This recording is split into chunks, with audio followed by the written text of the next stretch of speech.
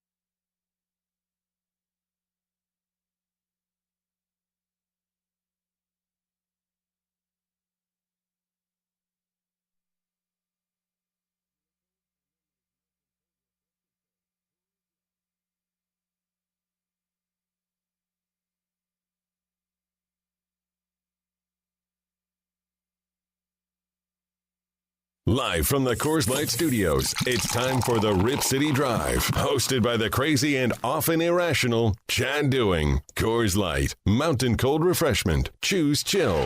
64-63. The Beavers, who were down 13 with just under 8 to play, trying to pull even here at the 3.6 second mark. Got them both. 64 all, 3.6 to play, no timeouts for the Mean Green. Will McClendon will inbound along the right base, gets it to Stevenson, and he asks for a timeout. That'll be a technical foul. That'll be a technical foul. He asked for a timeout with 1.4 to play. The Beavers should get free throws with Ja'Shawn Stevenson calling a timeout that he didn't have. 1.4 to play. The Beavers should have the ball with free throws on the technical on Ja'Shawn Stevenson calling a timeout that he didn't have. Unbelievable. The Beavers will get 2 free throws with 1.4 to play on the technical. Ja'Shawn Stevenson Jr. calling a timeout. The Beavers will shoot 2. Strap in. The Rip City Drive with Chad Doing starts now.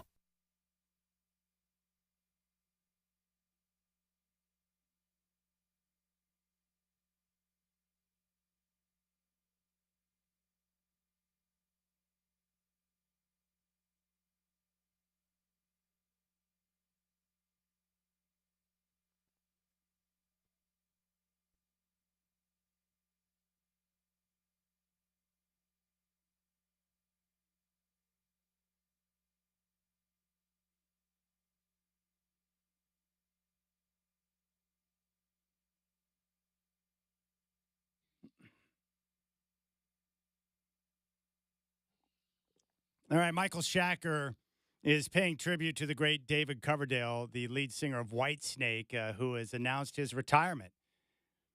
And, of course, Whitesnake, part of my childhood. Some great songs, Steal of the Night. I was just disappointed. I thought for sure Shacker would go with Slide It In to open up the show. One of the songs that really leaves nothing to the imagination.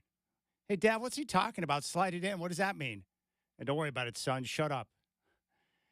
There are certain bands where you catch a theme with their songs. Whitesnake likes to sing about mommy and daddy time. All right, 503-248-0620. That is the telephone number. You can reach out to me if you would like. You can also post up on X of one of our counterparts. Post up on X of one of our counterparts, a friend of mine and also someone I'm in competition with, Mr. Dan Marang, where they posted a video over at his station. He walked into a clear glass door at work, and the security camera caught it. It's one of the funniest things I have ever seen in my life. He might be in concussion protocol. So I have retweeted that, and it's floating around out there, but it's hilarious. The old clear glass door. Bam. Noggin right into the door. Oh, my goodness. All right. A lot of things going on today and a lot of different things I want to talk about, including the Trailblazers getting the victory last night, their first of this 5-game road trip in New Orleans over the Pelicans. And I think a lot of things that we've seen over the last couple of games can maybe bring a little bit of peace, especially when it comes to Shaedon Sharpe. Also, a nice bounce-back effort from Jrue Holiday, who is beloved in New Orleans, which is not a surprise. He played there for several years against Orlando, including the late turnover with less than 10 seconds against Orlando, including the late turnover with less than 10 seconds on the clock that resulted in the Magic getting the victory. But I am down with Jrue Holiday, 100%. Now, we got a lot of football to talk about, so that means in 15 minutes, Brian No, Fox Sports Radio is going to join the show, and we'll talk about the big games, the 3 biggest games in the NFL, the marquee games. And I guess you can pick the biggest one based on who you're a fan of, but they are in no particular order. Chiefs at the Broncos. Kansas City right now a 4-point favorite. The Chiefs have 4 losses. They're coming off the loss at Buffalo. They had a bye week before the Denver game. They're 5-4. If they lose the game, they're essentially done in the division race because the Broncos would have a 3.5-game lead with 6 games to play. They're not going to give that up. The Chiefs aren't going to overcome that. So it's a huge game for Kansas City, but also a huge game for Denver, the biggest one they played in 10 years. The next game on the slate, of course, would be an equally massive game in the NFC West, Seahawks at the Rams. Rams right now a 2.5-point favorite. Both these teams are playing sensational football right now, and the quarterback play from both Sam Darnold and Matthew Stafford has been exquisite. Matthew Stafford's playing like an MVP, and Sam Darnold's as good as any quarterback in football right now. And their defense is nasty. That is a huge game in Los Angeles. The other game is Detroit making the travel to take on the Philadelphia Eagles. Probably the 2 best teams in the NFC. The Eagles are the defending champs. Detroit's coming off a tough loss to Minnesota, and the Eagles are coming off a ridiculous, ugly win Monday against the Packers. So there you have it. Those are the 3 big games. So we'll talk about that with Bino. We'll take a look at some of the college games, and we'll get his take on the Trailblazers. I'm the one that hit him up before the NBA season and said, dude, you got to pound the over on the Trailblazers at like 35.5 in Vegas. They're going to go over. This team's good, and they're being undervalued. So he jumped on it, and 24 hours later, Chauncey Billups got arrested. So you might imagine he wasn't feeling too good about the investment, but right now the Trailblazers sit at 6-5 and are exceeding expectation. So Bino is going to come up and join us in about 15 minutes.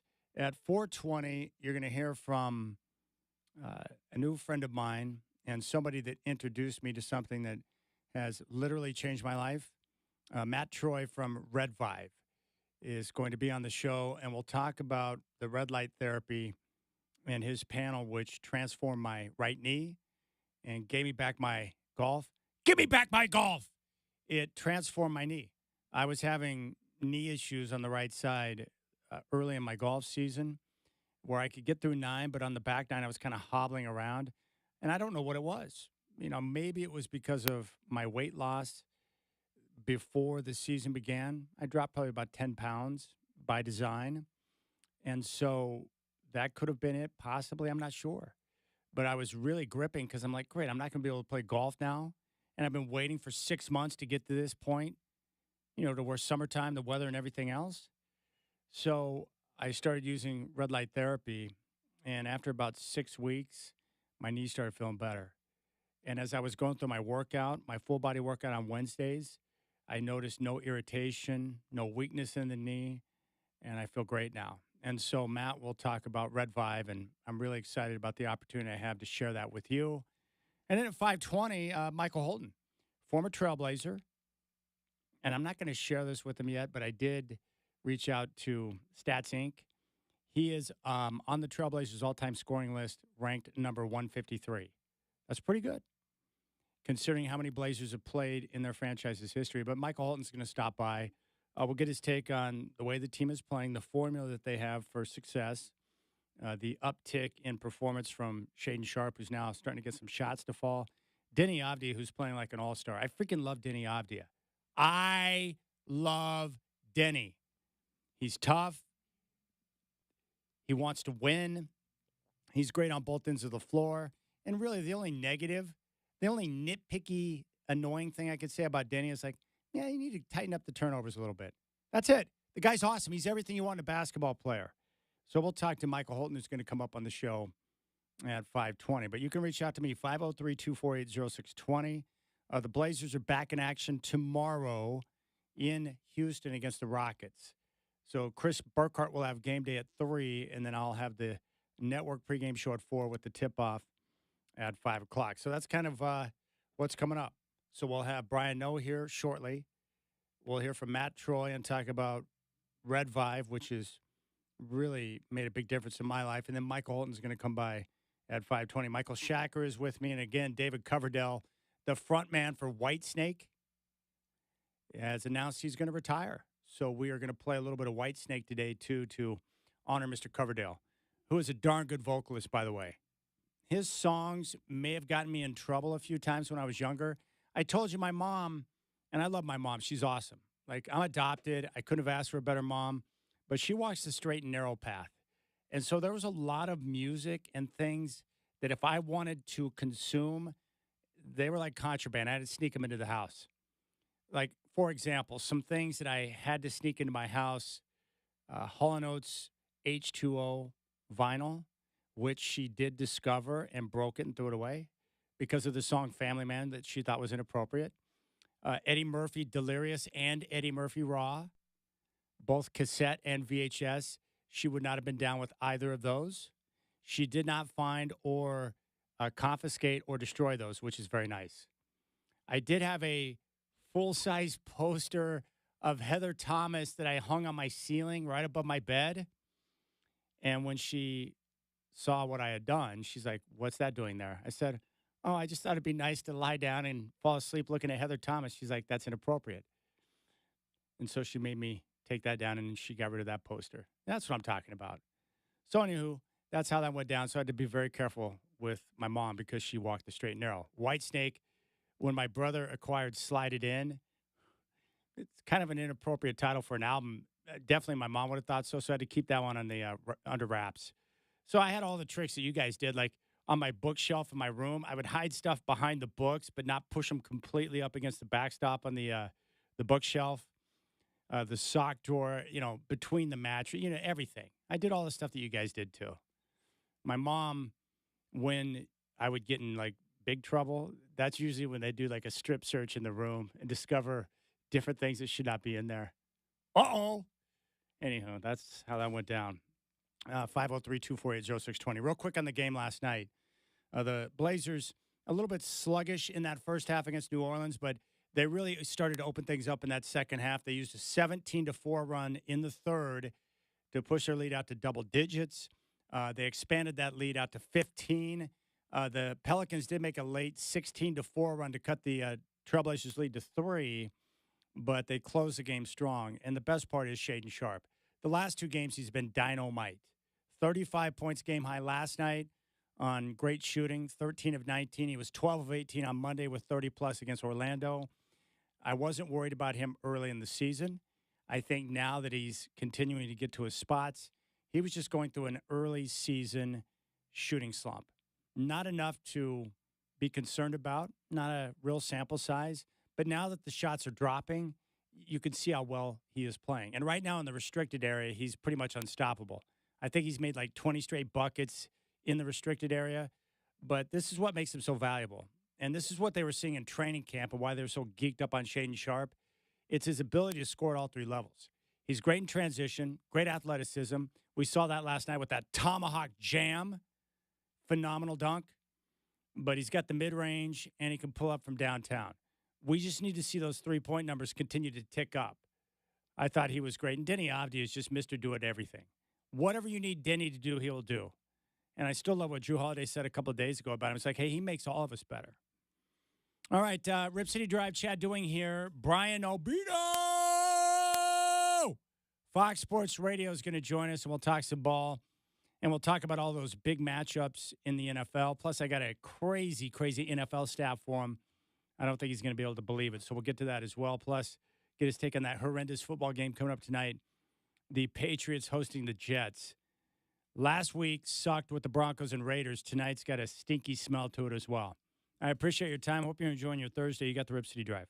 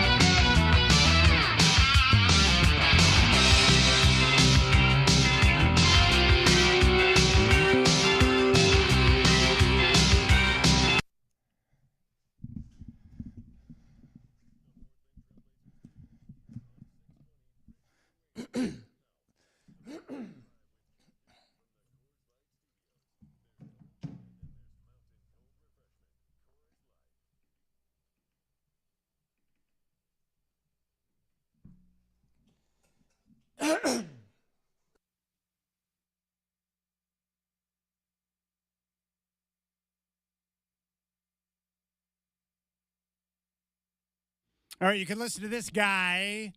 Countdown to kickoff Saturday and Sunday mornings leading into all the ball. I'm talking about Bino, Fox Sports Radio, who's with me once again. What's up, my brother? Chad Doing, is this not a beautiful day or what, huh? Thursday night football, how much are the Jets going to lose by? Is Justin Fields going to throw for, I don't know, like 68 yards to get have a breakout performance tonight? What's going to happen here? I can't wait to see it. Boy, it's got the smell and the idea of a potential just hideous football game. It won't be as bad as last week's Raider-Bronco game, but how comfortable would you be laying at that type of number 13 with the Jets or with the Patriots? See, now this is the beauty here. I would have tepid belief. That's a lot of points. It is an NFL game at the end of the day. And for anyone, Chad, public service announcement for the great people in the 5-0 tree, right?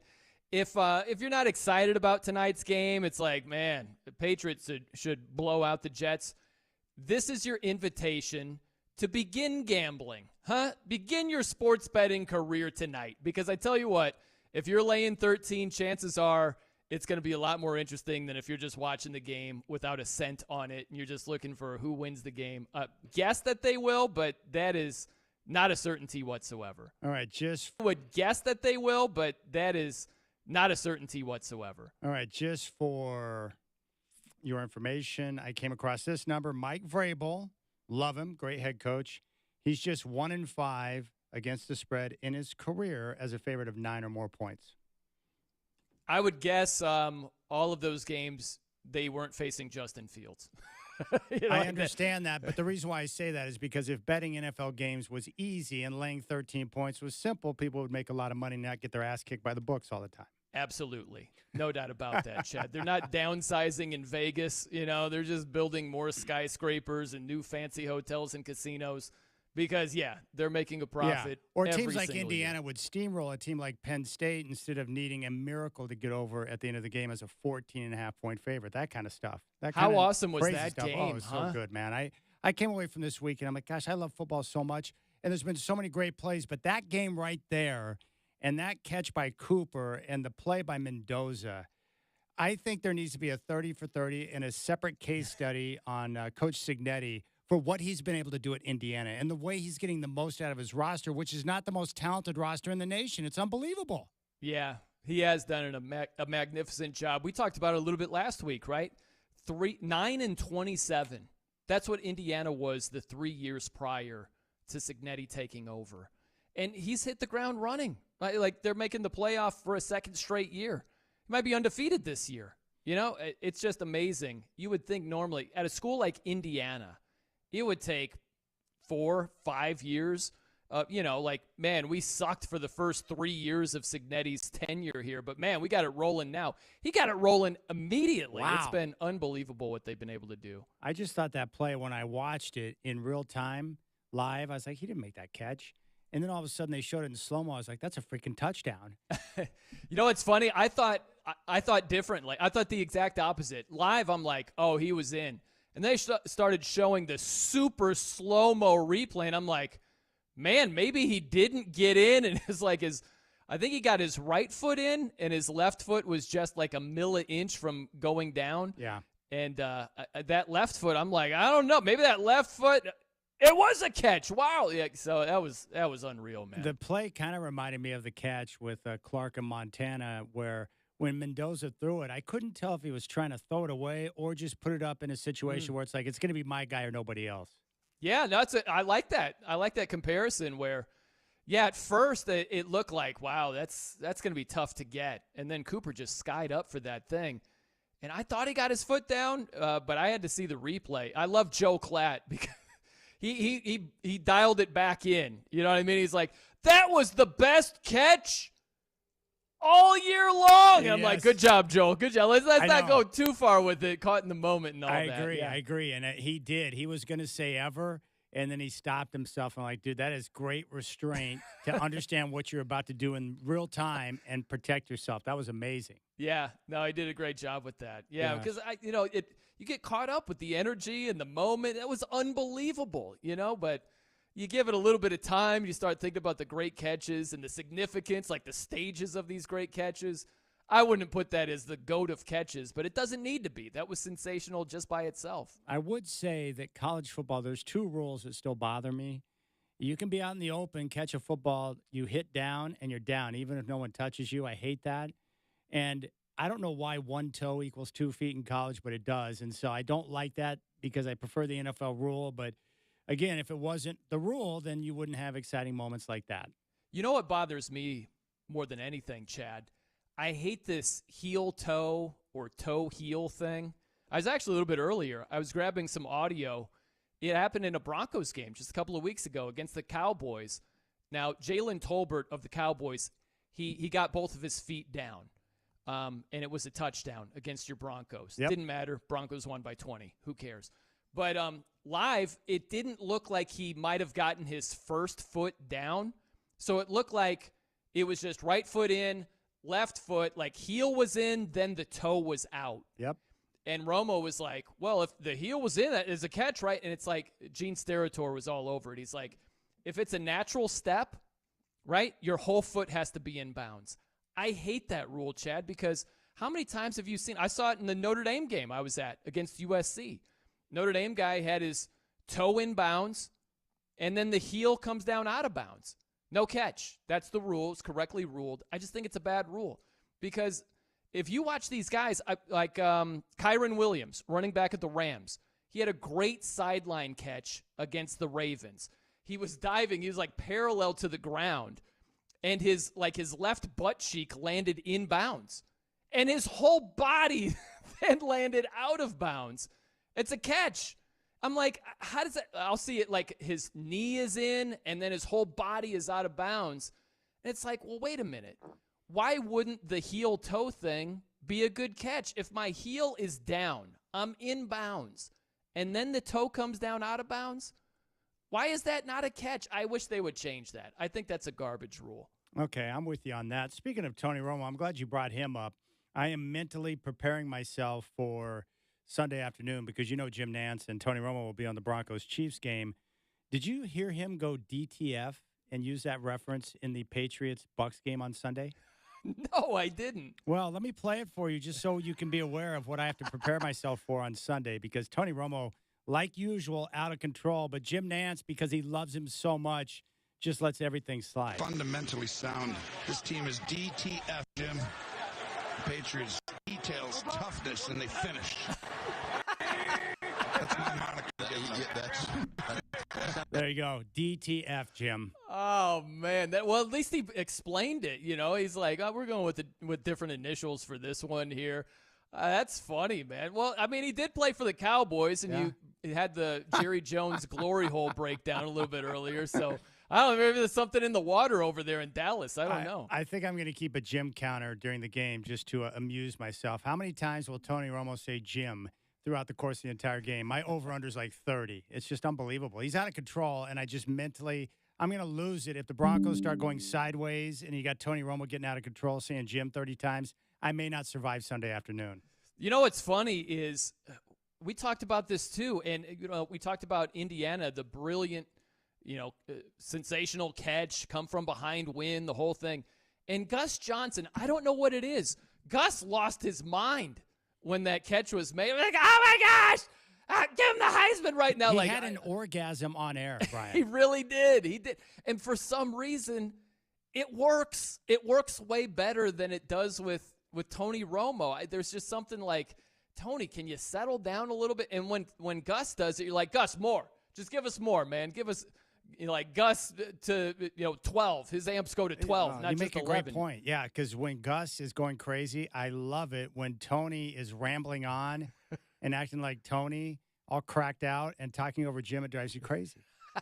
I don't mind Tony. I get a kick out of him, man, because, listen, he's a football junkie, and I totally get being amped because you're just so into it. And that's what Tony Romo is. I'll put it this way.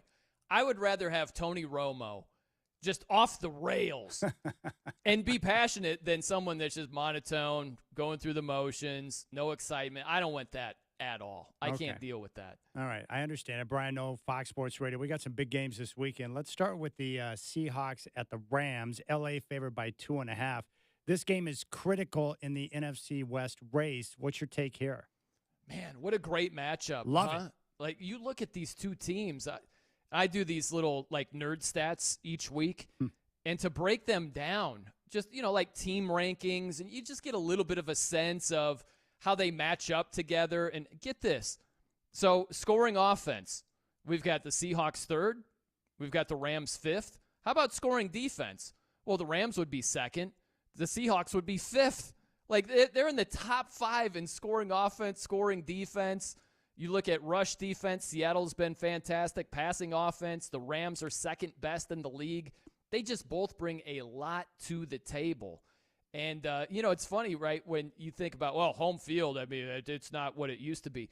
When people say that, they act like it went from you're normally favored by 3 to you're like a 7-point home dog. You know what I mean? It's like we're talking half a freaking point here. I think that conversation gets blown out of proportion. Where it's not what it used to mean. It's, okay. So it was -3. Now they're -2.5. Wow, gigantic difference here. I just don't buy that. The Rams don't have a great home field advantage. The Seahawks have been much better on the road. So, I mean, this is – I would, if I had to pick, I would take the Rams at home. I just think their offense is dialed in so much. And I look at Smith and Jigba. He is fantastic, but if you can somehow slow him down, man, that greatly slows down the Seahawks offense. And you can't say the same thing about the Rams. If you slow down Puka Nacua, they're still cooking with grease. So I would favor the Rams at home in this one if I had to. I'm with you on that. I give a slight lean to the Rams in this one. Matthew Stafford's playing like an MVP, and yet so is Sam Darnold. So I can't wait for the game. The other big one, Detroit at Philadelphia. I like Detroit in this spot. I think both teams are legit contenders, and I really appreciate the way that both teams play. What's your take here? Yeah, man, I'm prone to agree with you. You look at the Lions, they bring so much to the table, second best scoring offense, 30 sacks on the season. Their defense, that's 4th in the NFL. That's really good. And if you look at Philly, a sneaky stat, they've given up 25 sacks this season. That's tied for 20th. So if you look at a really good Lions pass rush with a little bit of leaky Eagles pass protection, that's advantage Lions right there. And you're getting points on the road. It's a week-to-week league. I try not to be too influenced by the prior week. But, man, Philly was just begging for a loss on Monday night against Green Bay, man. They scored 10 points and win the game on the road. Like, hats off to the Eagles' defense, but Jordan Love was drunk in that game. That Packers offense collectively was drunk. That's not going to happen with the Lions offense. So, yeah, you're getting points. I like the Lions in that scenario. I would take them. I would take the points. I thought both coaches may have been drunk on Monday night. I have no idea what the Eagles were doing, lobbing one for the end zone at the end of the game and giving the ball back to the Packers near midfield. Are you freaking kidding me? It was kind of like it's like your boy Sean Payton in week 1 against the Titans. Yeah, when he let loose on a bomb and gave Tennessee the ball back with a chance to tie. It's like, okay, you're up by 8. Your options are punt or kick a field goal. And he chose, let's just throw a bomb. And it wasn't even close to being completed. You're like, Sean Payton, what are you doing? Dude, it was the same thing with Nick Sirianni. The move in that spot was to punt the football. That was reckless. That was it was insane what they did right there. And then how about Matt LaFleur turning around and heaving a ball downfield instead of, trying to get a little, medium range shot to put themselves in a position to get a field goal? It's like, what are you doing, moron? I know. And that, man, that play was there. It was just Jordan Love. Troy Aikman did a great job. It's like, just lead your speedster, Christian Watson, to the sideline. Yeah. Don't throw it up the field. No. Jordan Love was awful in that game. Awful. Terrible, man. Yeah, and I actually think LaFleur, like, if you look at the way the Packers have played and underperformed against some really bad opponents, like the Cowboys and the Browns, and that performance that we saw Monday night, he might be getting into danger zone with his job. I agree with you, yeah, because it's one of these deals where if you look at LaFleur, his expertise is on offense. Oh, yeah. That's his background. The 3 losses they've had, the opponent hasn't scored over 17 points. The Panthers scored 16 points. You lose to the Panthers at home. Yeah. When they score 16 points. That can't happen. You lose at home to the Eagles when the Eagles score 10 points. Can't happen. No. And Jordan Love, he shares a lot of responsibility, the way he played, like we said, against Philly. But look, man, I don't want to hear about the injuries. Tucker Kraft is a big loss. Romeo Dobbs didn't finish that game. Christian Watson's been banged up. But I want to introduce you to a guy named Kyle Shanahan. Look at what he's had to deal with in San Francisco. Quarterback out, wide receiver out, tight end out, like out, just all across the board. They're still moving the ball. They're still scoring points. They're still winning games. So I don't want to hear about the Packers' problems with their injuries here. You just have to find a better way to scheme up better chances there and score more points, move the ball. And Matt LaFleur, he has not done a good job, and at least in that single game, Jordan Love didn't do him any favors either. All right, I'm going to save the Broncos and Chiefs for a little bit later because it's going to take some time to digest that with the matchup. But what about this game from a betting no standpoint? The Ravens at home laying 7.5 to 8.5 points against the Browns. It smells like a dog situation for Cleveland in this one. Yes, at least against the spread. Yes. When it comes to playing the Ravens. And that is, at least against the spread. Yes. When it comes to playing the Ravens. And that is, it was 8. It's down a little bit, and you're like, Smart money coming in. Yeah, over a touchdown with the Ravens. And they're starting to get back to prominence here, but it's a sleepy spot. I don't expect them to be like, we got the Browns this week. We've had this one circled for a long time here, I don't expect it to be that type of scenario. And their defense has been a lot better. That's the scary thing. If you're thinking about taking the points with the Browns offense is just pathetic with Dylan Gabriel. They're just having a hard time moving the ball. And if you look at what the Ravens have done since they've walked Kyle Hamilton closer to the line of scrimmage, they have him in the box. He's kind of like an extra linebacker. They've been really, really tough. But, they've played the Vikings, the Dolphins, and the Bears. And they've allowed 19, 6, and 16 points. So it's not the best offenses in the league, but they're not playing like the Titans and those caliber offenses week in, week out. They've been a lot better. But, man, I'll tell you, in a divisional game like this on the road, tough defense with the Browns, yeah, plus 7.5 could absolutely be the right side. Yeah, I'm with you on that. That's what it feels like to me. Now, the crazy part is with the Ravens, I didn't know if this was going to be a possibility, but with the way Pittsburgh is trending, Baltimore right now might be a good play depending on what you can get them at, maybe 7-1, 8-1 odds to win the division, because now that they're getting healthier, they look like the best team in the North, which I didn't think a few weeks ago. Man, I bet they're favored to win the North. Like that number, 7-1, maybe like 3 wins ago when they're 1-5. But man, that is a long gun. I'd love to see. I'll try to punch it up super fast. I don't know if I could get there. Let's test my skills here on the fly. Let's look for divisions. AFC North. Here you go, Chad. The Ravens, get this. At 4-5, they are minus 275 to win the division. They're favored now. They're favored to win the division. You almost have to lay $300 just to win $100. I think they're what a it massive was favorite. Before last weekend, I think you could get them at like 8-1 at Spirit Mountain. That was before their win and the Steelers' loss. And so now with those two results from last weekend, now they're in prime position to be able to overtake.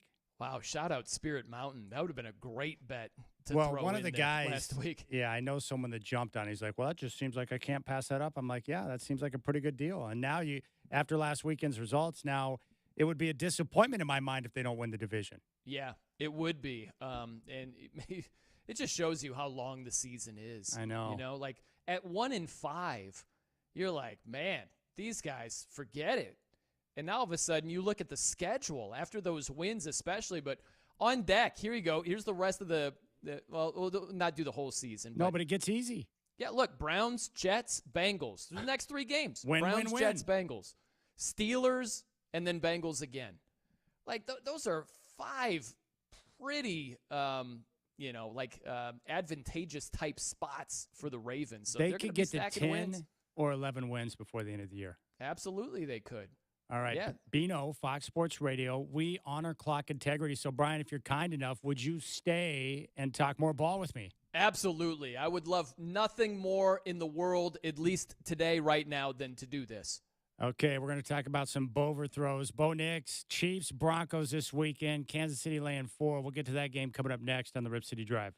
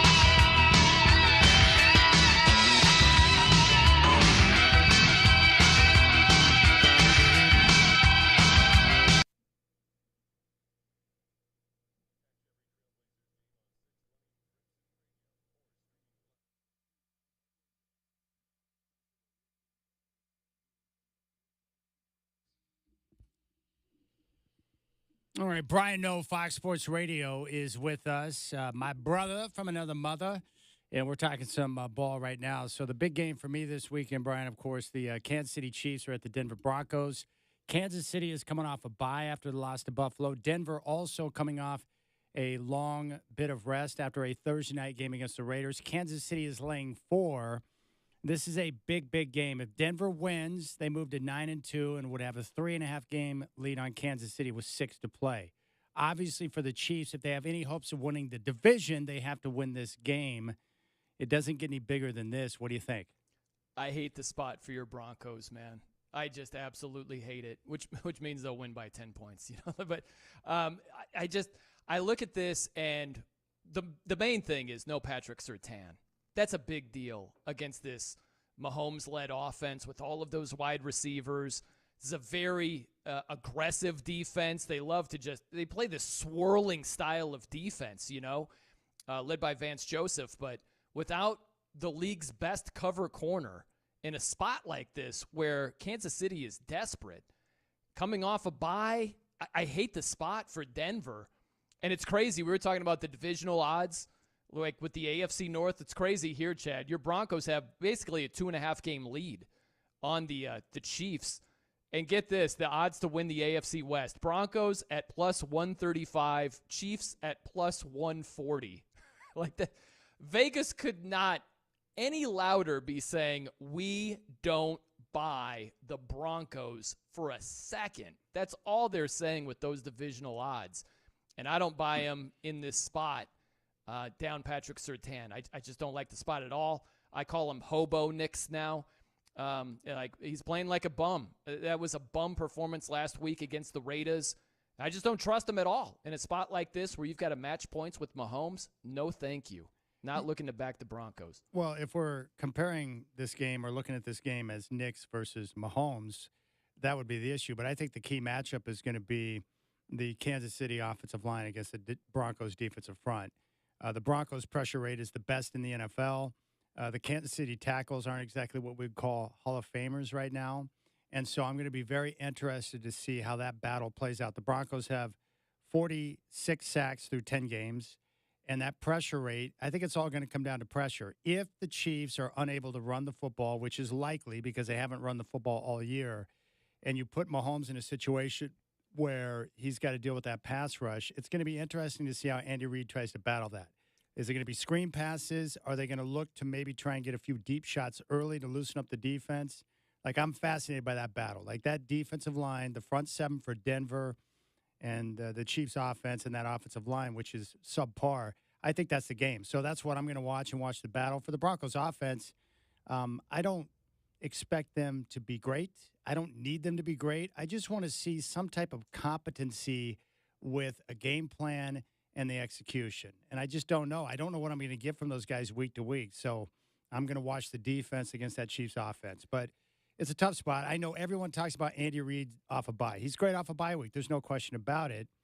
But he also had a bye week for Philadelphia and still got his ass kicked. So, it's a tough spot, man. It's tough. I just know that this is the biggest game the Broncos have had in 10 years. No. Yeah. It's like if you want, for all the people out there whining and crying because they hate Patrick Mahomes getting to the Super Bowl every year, pull for Denver this weekend because this would be a nail in the coffin. Pull for him. Yeah. Pray to God.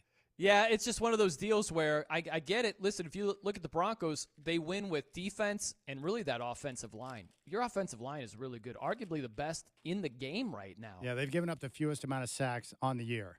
So that's the thing is, if you are able to run the ball a bit, no J.K. Dobbins is a big deal, but if you're able to run the ball effectively, and sprinkle in some hobo Knicks, it's possible that Knicks plays well. He's not bad every single game. It's just the bad performances. You're like, oh my gosh, wow, this freaking guy here. He's not like that every single game. So does he just play better against the Chiefs this weekend? It's possible he does. So with that offensive line, that defense, maybe good Bo Nick shows up, and it's not hobo Nick's his bum alter ego. You got a shot. I don't like Knicks in this spot whatsoever. And I look at Andy Reid, he's going to dial something up. He's not going to let Benito and Cooper just pin their ears back and eat all game long. There's no way he's just like, we had this, 7-step drop game plan, and, that's the game plan. I guess we're screwed. It's not going to work. He's going to adjust. He's going to be smart. He's going to get the screen game going. He's going to get the short passing game going. Mahomes will use his legs. I think what you need to do if you're playing the Broncos, a lot of teams just need to use the Broncos formula against them, where it's like, just don't make big mistakes. Don't turn the ball over. Protect the football. Eventually, we're going to break through and score at some point. And it's not like the Broncos' offense is striking fear in the hearts of all defenses across the league. It's just Mahomes got to protect the football, and I think the Chiefs will be fine. I know. I get tired of the Andy Reid worship. It's like, oh, he's so great off a bye. I know it, but it's not like Sean Payton's a dumb guy either. But here are the numbers. Andy Reid is 23-5 straight up and 17-11 against the spread with rest during the regular season. It's pretty good. Including 6-0 straight up and 5-1 against the spread in division games when coming off a loss. Oof. Yeah, that's pretty good, man. It's go time for KC, and they know it. They know it. But if they don't win this game, Brian, they're done. They can kiss the AFC West goodbye. Absolutely. No doubt about that. It's gone. It's adios muchachos if they don't win this game. You know what's amazing about football? If Bo Nix goes out there and plays a big game and they win, all of a sudden people will jump back on the other side of the wagon and say, oh, Bo Nix, he's the best. You're right. They would. I don't think we're going to get to that portion of the scenario here. But you're right. If it did happen, it would be like, man, this guy, whoever doubted this guy? Did you see that touchdown pass to win it at the end? Wow. Ice water in the veins. It would be completely flipped. That's great. So what you're telling me is I'm going to have to watch my team lose while Tony Romo's yelling Jim 50 times. Jim. It's going to be your personal hell, right? Jim, look at Mahomes. Thread the needle. Jim, have you seen Jim? Oh, man, you're going to have to mute this thing for sure, yeah. Hey, Bino, I love you, man. Thanks for coming on. Enjoy the games this weekend. Check them out on Countdown to Kickoff Saturday and Sunday mornings on Fox Sports Radio leading up to all the action. Bino! I'll talk to you next week, brother. Chad Doing, you're the man. Love you too, buddy. Have a good weekend. Enjoy the ball. All right, you got it. We'll come back. Don't forget, Michael Holton going to stop by for Holton Night Hoops at 5:20. You got the Rip City Drive with Chad Doing.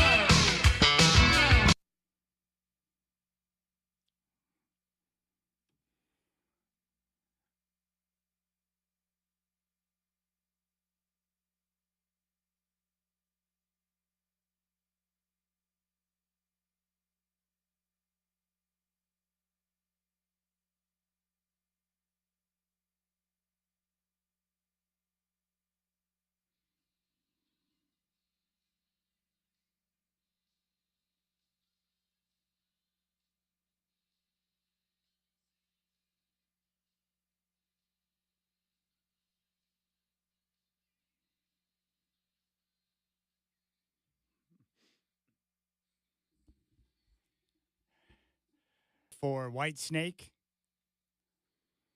Hey, Dad, why they name themselves White Snake? Or White Snake? Hey, Dad, why they name themselves White Snake? It's because David Coverdale has announced he is retiring. I jammed a lot of White Snake back when I was in high school. And my apologies to Tony and Boring. I was supposed to ask Bino about Chicago and Minnesota, but I was mesmerized by his comments about the Chiefs and Broncos. I'm highly concerned about the game this weekend. It's such a big game. It's like one of those games that you want so bad. The Chiefs have been in control of the AFC West for so long. And it's like, look, Denver. Hey, Sean. Hey, Bo.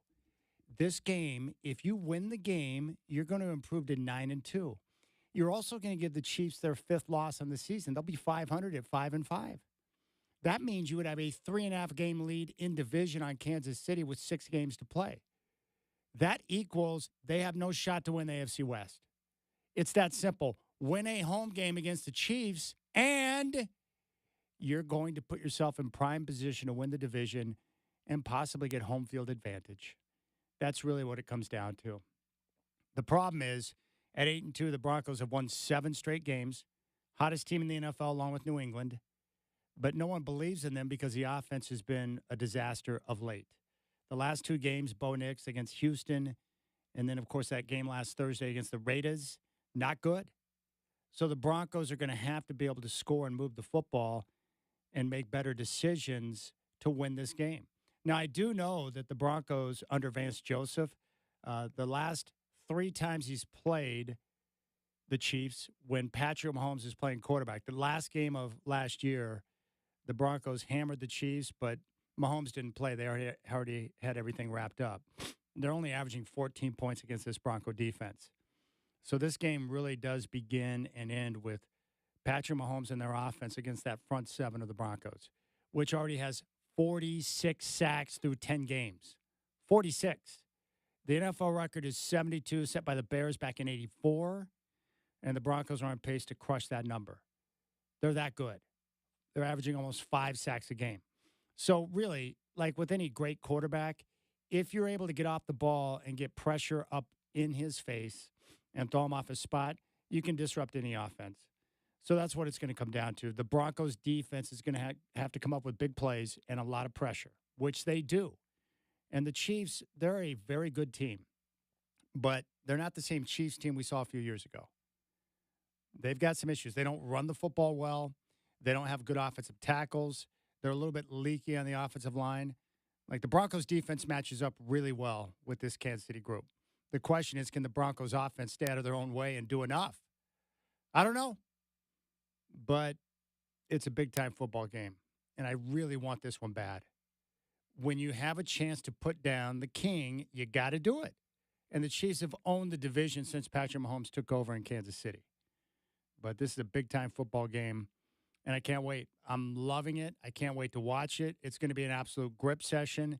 And the problem is, when you're going into a game like this, when a team's got their back against the wall and they've got Patrick Mahomes, that right away spells problem because you know he's going to be ready. Patrick Mahomes is a stud. I love him. I respect him. I hate the Chiefs, but I respect P. Mahomes because the guy's a flat-out baller.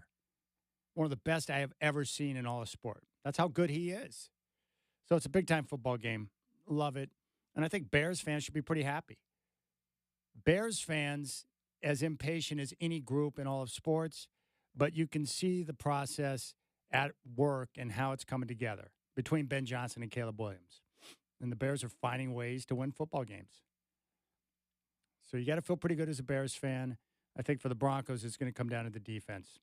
You've got your best unit, the defense, that doesn't allow much in the red zone, puts a lot of pressure on quarterbacks. They've got to come up with a couple of big plays. And for Bo Nix, what I love most about Bo Nix is just how steady he is. He's very even keel. And that's what I want in a quarterback. I don't want a quarterback that's like a roller coaster, right? I don't want a quarterback that's going to be up and down emotionally.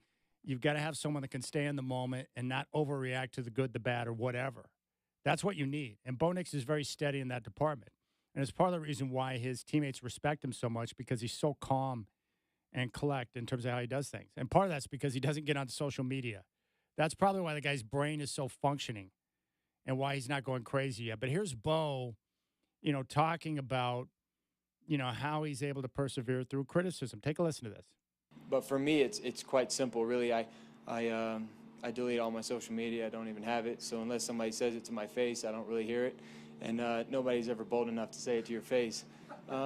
So really, I don't get on social media. There was a time to where it was early on in my career at Auburn. We were undefeated. We went to Florida and we lost, and that's when I really actually got to know the bad side of this sport. And it's unfortunate for sure, but at the same time, it's what comes with the territory, and it's also a gift because it allows other people to see how you respond to adversity. And there's a lot of younger kids out there. There's a lot of people who want to be in our shoes. They want to grow up and be, just like us, and hopefully they're better. But life's not about being fair. You're going to go through ups and downs. You're going to be faced with adversity, and honestly, a lot of people aren't going to like you. And I think the thing that it comes down to, the Bible talks about humility. The Bible talks about not being selfish, and it would be selfish for me to think that I owe, or I'm owed a certain amount of a respect or something else. At the end of the day, you just got to do your best, and the best is good enough for me, and the best is good enough for the Lord. That's all He asks you to do. So there's always going to be negativity, always going to be people in positions that literally have no idea what it's like, no idea what we're going through. But at the end of the day, it truly is a blessing because you can impact other people through it all. There you go. That's Bo Nix. Really like him a lot. And I really would love to see him have success this weekend. It's a big-time football game, and we'll see how things shake out. I do like the Rams in a close one over the Seahawks. I still think the Seahawks are legit. I just like the Rams in this spot at home against the Seahawks. I can't wait to watch it because the quarterback play has been elite from both sides. Love Sam Darnold. Loved to pick up when they got it, and laughed at the people that thought that Geno Smith was a better option than Sam Darnold. And there were a lot of people that thought that. Sam Darnold's been great. And the best part is what he's doing this year. You realize that last year with Minnesota was not a one-off. He's been dynamite. The Hawks have better balance on offense. Their defense has been getting an immense amount of pressure. They came up with some big-time plays.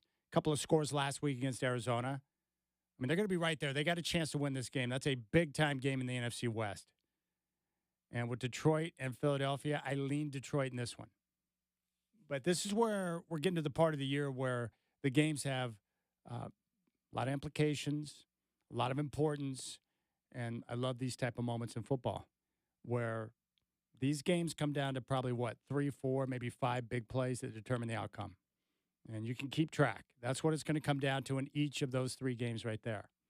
Now, the Trailblazers got a big win last night. First one on the road trip. They lost back-to-back games, close ones in Miami and Orlando.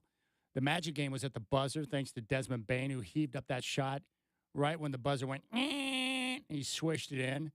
Very annoying. But they bounced back last night and get a win 125-117 over the Pelicans. Big night for Shaden Sharp. In a groove. 35 points game high. Got to his spots, made his shots, and when they needed him to crank it up in the second half, he did. Props to Denny Avdia, over 30 points again. He's had multiple 30-point games this year, showcasing his all-around game, the rebounds, the assists, the energy, and the way he pushes the tempo. Also, big props to Drew Holiday. After the issues with the turnovers against Orlando, he came back and was very efficient. 17 points, 12 assists on 6 of 12 shooting, and made numerous big plays down the stretch. And I thought he was great. But the Trailblazers got a game they needed to have, that one right there. Next 2 games, at Houston, at Dallas. The Houston game tomorrow is going to be tough. Rockets right now, one of the best teams in the NBA. The Mavericks are a bit of a mess right now. So a great opportunity for the Blazers to get at least one more win on the trip. We'll see what they can do tomorrow against Houston. But again, what I like about this group, even when they go through stretches during games where they might miss shots or turn it over or have issues, they continue to play hard and play fast, play with energy, and continue to get after it. And remember, the formula for the Trailblazers is very simple. They want to push tempo. They want to get shots up quick. They want to outshoot their opponent. So that means they've got to do a good job of offensive rebounding for second chance opportunities. They've got to continue to push the tempo, and they want to force a bunch of turnovers. That's their game. That's their formula for success to ensure that they get up more shots than their opponent.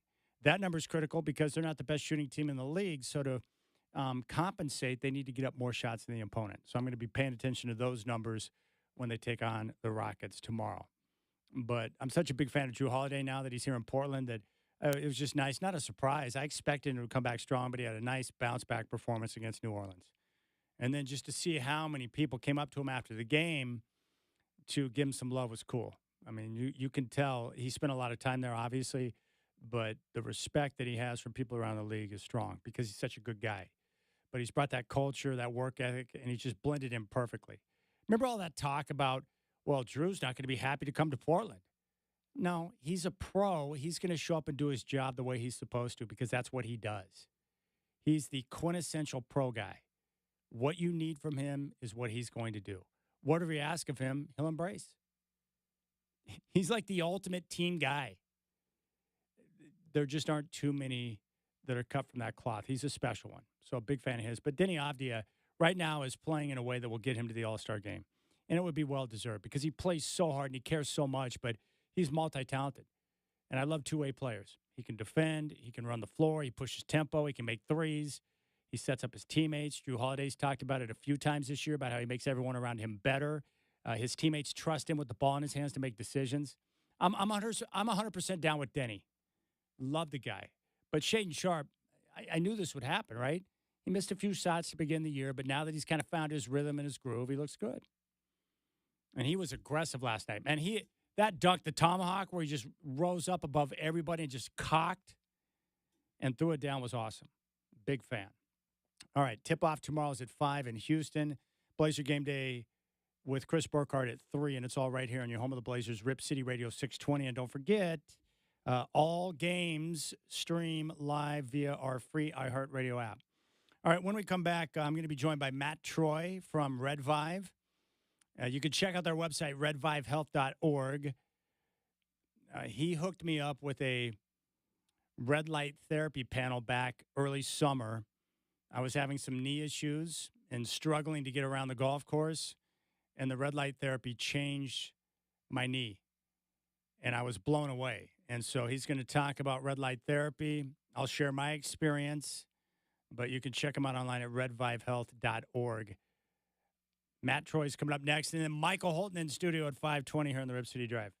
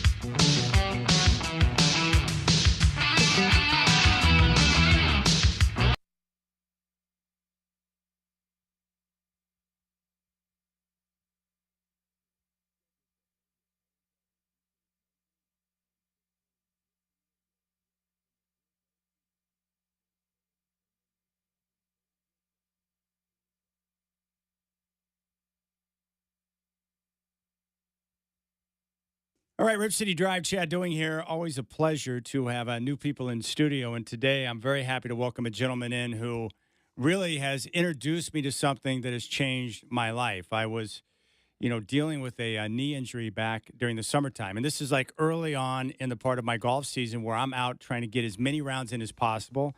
I've got tournaments to play. And as you know, I care about movement. I can't control how long I live, but I do want the days that I'm here on the planet to be able – I want to be able to move so I can enjoy life. And so I was dealing with this knee injury, and it was hurting. And I was having issues getting through a round of golf without having to limp and not having the flexibility and movement in my knee that I was accustomed to. I didn't know what was going on. But then I was introduced to the power of red light by this gentleman here who's with me now, and I want to talk about it. The name of the company is RedVive, and that's VIVE, and the website is redvivehealth.org. I'm very happy to welcome Matt Troy in studio on the Rip City Drive. Matt, what's going on, my friend? Right. Thanks for having me, Chad. Well, first of all, thank you. You took the time to talk to me about your product and the power of red light because I had heard about it and I'd read about it because I'm always looking for natural ways to try and deal with things that have ailed me over the years because I believe in that. But I had not really been exposed to red light. So let me ask you this: you gave me a RedVive red light unit. I started using it. You told me how to use it. And after a few weeks, I started to notice change. And before you know it, I started to feel better. And my knee, which was bothering me greatly, the pain started to subside and I got the movement back and I was able to play a full round of golf with no problem. So what was going on? Like, what was going on inside of my body for the change with the red light? Just inflammation. I mean, your knee was inflamed. It does so many things, but to break it down really at a high level, your body was deficient in certain wavelengths of light that you're sitting in the studio a long time, a lot of time, and you're not outside. And so because our bodies are biologically wired to be outside, 85% of the time for thousands of years, we were outside for 85% of the time. Now we're in our cars, listening to you and sitting in the house. And we're only, all the studies have shown we're only outdoors 15% of the time. Only 15? Yeah. Wow. Yeah. So you're deficient in a lot of wavelengths of light. And so our bodies are inflamed, not just your knee, but the rest of your body. And you don't build enough of melatonin. Light helps create melatonin. Melatonin is what helps you sleep. Yes. And I don't know if you also notice your sleep when you actually, I think you said you sleep great anyway, but for me personally, sleep was a big problem, big thing for me. So, when we started this, I knew I was deficient in light and I knew that I was inflamed and I use it. If I dose it properly, I get a good night's sleep. All right, let's talk about that for a second, Matt, because I love your story. Red light therapy is something you truly believe in. So tell us about your story and how you became interested in red light therapy and what led you to RedVive Health. So give me the background on you because you from my understanding, like you've been dealing with pain or were dealing with pain. Red light changed your life, and now you want to spread the word so other people can have the same experience you did to have better life, better movement, everything. It started, I was a wrestler growing up, and you're a golfer. I wish I liked golf. I wish I was good at golf because I got into mixed martial arts, which is, I don't know if you guys seen the cage fighting, the combat sports. It's as brutal a sport as you can find out there. And I've just injured almost every part of my body. I've had 2 herniations in my neck, had my neck fused, blown ACL, 4 shoulder surgeries, broken hands, just the list goes on and on. I don't advise if your parents listening out there, when they go from wrestling, have them go into golf or tennis or something, maybe in their later years. But as I beat my body up, I was just always in pain, and I wasn't able to sleep because I was in pain. And I found a local doctor, a regenerative medicine doctor, and he would do stem cells and PRP on me. And he said, man, if you do this red light and near infrared, which is what our product is, it's both near infrared and red. We can talk about that in a minute. But those combination of wavelengths of light will help build collagen for your knees and take away the inflammation and fill your cells with pure energy to recover. And there were so many extra benefits that I found from it, but just and the list goes on. But what was your thought process when he's telling you about red light? Had you heard about it before? Like, what was your initial thought when the doc was telling you about it? I thought it was kind of snake oil. Like he said, there was all these benefits and all these things. I was like, it's just light. Are there any side effects? Is what I was kind of thinking. But no. He said there's no side effects. It's just wavelengths of light. It's a class 2, which is class 2 medical device, which is completely safe. Said, all right, I'll give it a shot. Just like you, Chad, right? Yeah. You kind of thought it was snake oil too when we came to you with this. I mean, yeah, because I had never heard of, really I didn't think about it on the level that you explained it. I'd heard about red light, but a lot of things you hear about, you're like, does that really work? Yeah. But I thought, you know what? If I can try it and I'm not popping a pill and it's going to be safer on my body and I'm not exposing myself to something that could be damaging, then I'll give it a shot. So, yeah, I had kind of the same thought process you did. I mean, what I noticed was, because I remember I hadn't started this company yet, so I didn't know how to use it properly. It's medicine, so you dose it like medicine. You have to do it a certain amount. There's diminishing returns if you do it too long. If you're not the proper distance away from your body, like the light gets exponentially less powerful. The panel that you use has to have the right power. So I basically was using this incorrectly, and so I would figure out I had to do a lot of research and get the right thing, the right power, and the right panel, and to dose it the right amount of time and the right times of the day, all these things. And I was overwhelmed, but it did. I finally got it, and it really helped me. So you noticed changes after how long? So I noticed, well, immediately I could tell that I was sleeping better right out of the gate. I mean, so that was the first thing. And that's what all of we've sold thousands of these. And we talk to afterwards to make sure people all use it properly. They all say sleep is the first thing. Yeah. But for you, like your knee, it doesn't have, like if you have, it depends on how inflamed you are. Some people will notice right away my shoulder or my knee or whatever feels better, but you have to use it consistently for a couple of weeks. But what about for you? When did you start to notice changes, aside from the sleep with your body, with the damage you had done from the mixed martial arts? Yeah, aside from the sleep, it took a few weeks, and then I started to realize that, gosh, hey, my shoulder, I would wake up and my shoulder wouldn't be in pain anymore. I mean, I would start, my shoulders would be more loose when I was sparring. You have to have they say loose shoulders throw boulders. My shoulders were loose, and I felt great. It probably took a couple, 2 to 3 weeks, and then you'll notice significant difference. So what do you recall in your follow-up conversation after using the red light with the doctor? You're like, hey, I think this is working, or like, how did you describe it to him? Yeah, I said, man, I don't think this is hocus pocus anymore. I mean, I definitely believe in it, and he would make sure I was using it properly. But I used it for, I don't know, probably 8 or 9 years, and got super into the science is photobiomodulation. So photobiomodulation is the science of light and how it interacts with your body, and there's just so much more to it.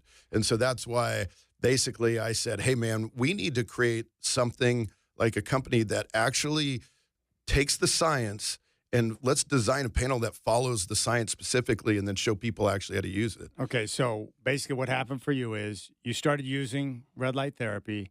You started to notice significant changes, benefits for your body as you were healing and getting stronger and continuing with your sparring.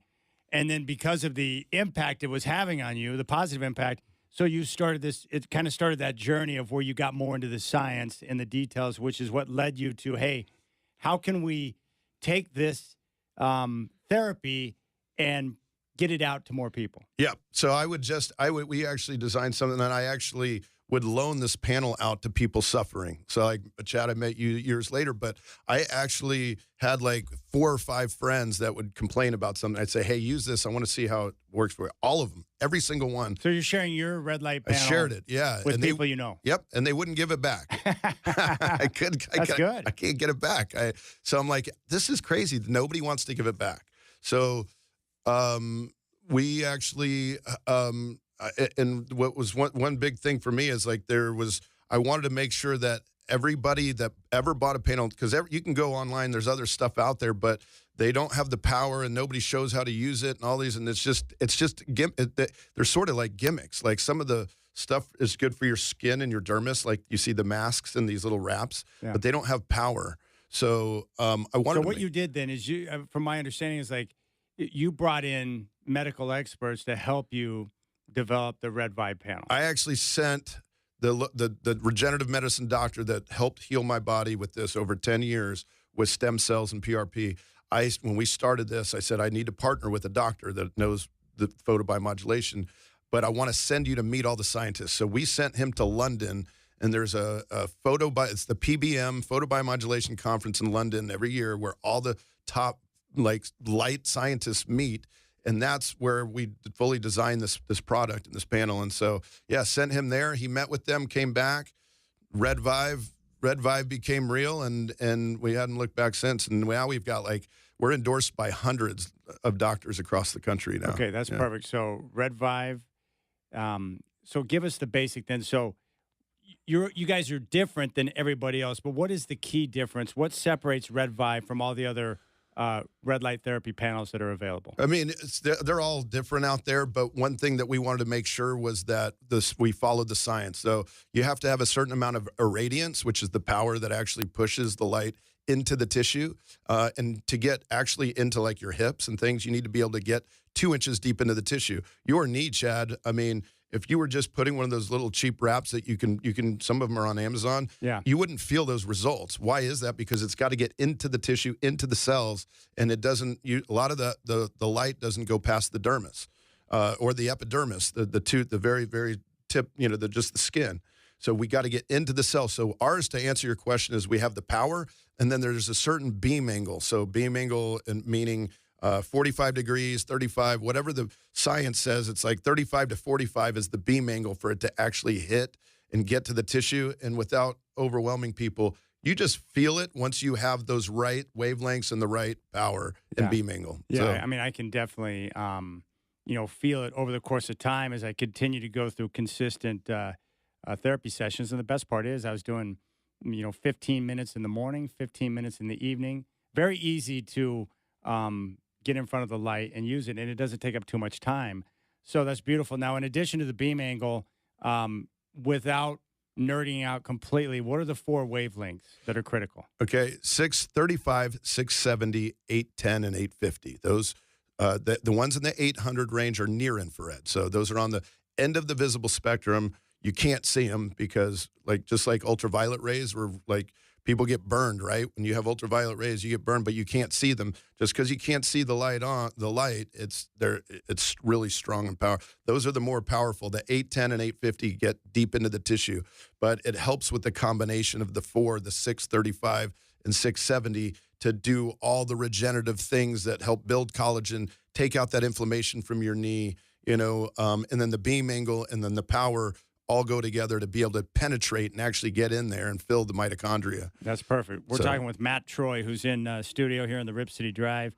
He is with Red Vive, that's VIVE, and Red Light Therapy. And I'll tell you what, it really changed my life with what it did for my knee. And I'm excited about the future with different ways I can utilize the Red Light Therapy to be able to change my life. And, I want the same thing that Matt wants. I want everyone to have better movement. You can check them out online at redvivehealth.org, redvivehealth.org. Now, so in terms of uses, I had knee inflammation, but what are the most common ailments that people have, and what are some different ways that people can use red light therapy to help them? What are the most common issues that people have when they reach out to you? What's crazy is we have actually we have more sleep doctors. So we're endorsed by hundreds of doctors. The business model wasn't direct to consumer.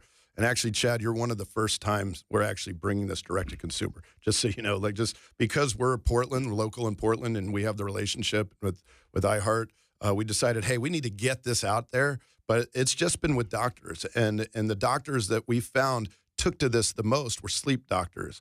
And actually, the sleep doctors kind of segued into we have dentists, because a lot of people have TMJ, and when they sleep at night, they clench their jaws. So we probably have more TMJ docs than anybody. And we've literally had not one. We offer 60-day money-back guarantees. Nobody's returned these because sleep help is number one. Number one. Sleep. Okay, I want people to raise their hand right now if you've had issues sleeping at night. Lack of sleep or lack of quality deep sleep is a big-time problem across the country. Yeah. Why? Because we have stress. We have a lot of things going on. We're working too much, all these different things that pop in. And the problem is when we lie down, we're not getting that deep sleep to where our body can get the proper rest it needs to recuperate, and our body can heal. Yeah, I actually I got an Aura ring because I wanted to see. Chad, I remember how skeptical you were when we brought this. Okay, I was just like you, and I actually bought an Aura ring because I wanted to see, am I actually really sleeping deeper or whatever? And my ring actually measures REM and deep sleep. Some of you guys have wristbands or watches and stuff that measure your sleep. What is it telling you? It tells me, like, so sometimes if I travel, if I forget it, I have a little small travel one I'll travel with. But if I don't actually before I go to bed, if I don't do 15 minutes of my red light, and sometimes I'll just test it to see, I get half in the REM and deep sleep.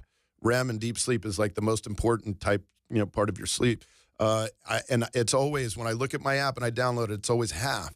And so I've noticed that, so it's like my sleeping pill before I go to bed, but I shouldn't say sleeping pill because it is medicine. You're dosing something before you go to bed, but there's no side effects. Like sleeping pills make you groggy, all of these different melatonin and stuff that you buy. You can create your own melatonin. Your brain is able to do that. There's a chemical reaction that takes place when the light hits your blood-brain barrier, and your brain will actually produce that. That's perfect. So sleep is number one. Yep. After sleep, what are the issues that are plaguing people that they're seeking red light therapy for? Yeah. So the rest is regenerative medicine doctors. And of course, it started out with my regenerative medicine doctor because from fighting, my body was beat up. So naturally, he knew a bunch of regenerative medicine doctors. And of course, they do PRP, which is platelet-rich plasma. I don't know if anybody knows about this. It's where they take your blood and they inject it into areas that don't get enough blood flow. Yeah, they spin it and then they inject it. They spin it. They get all the platelets or the concentrated stuff that helps heal. Well, the reason why you don't heal certain areas of your body is the main reason is because of blood flow. Yeah. You need blood flow to whatever area. Blood is what heals, right? So your knee, for example, at your age, not that you're old, we're the same. We're the same. I'm getting older. Now, how old are you? 50. Okay, I'm 49. Older than you. Yeah, I know you're a year older than me, so I can call you old. No. Yes.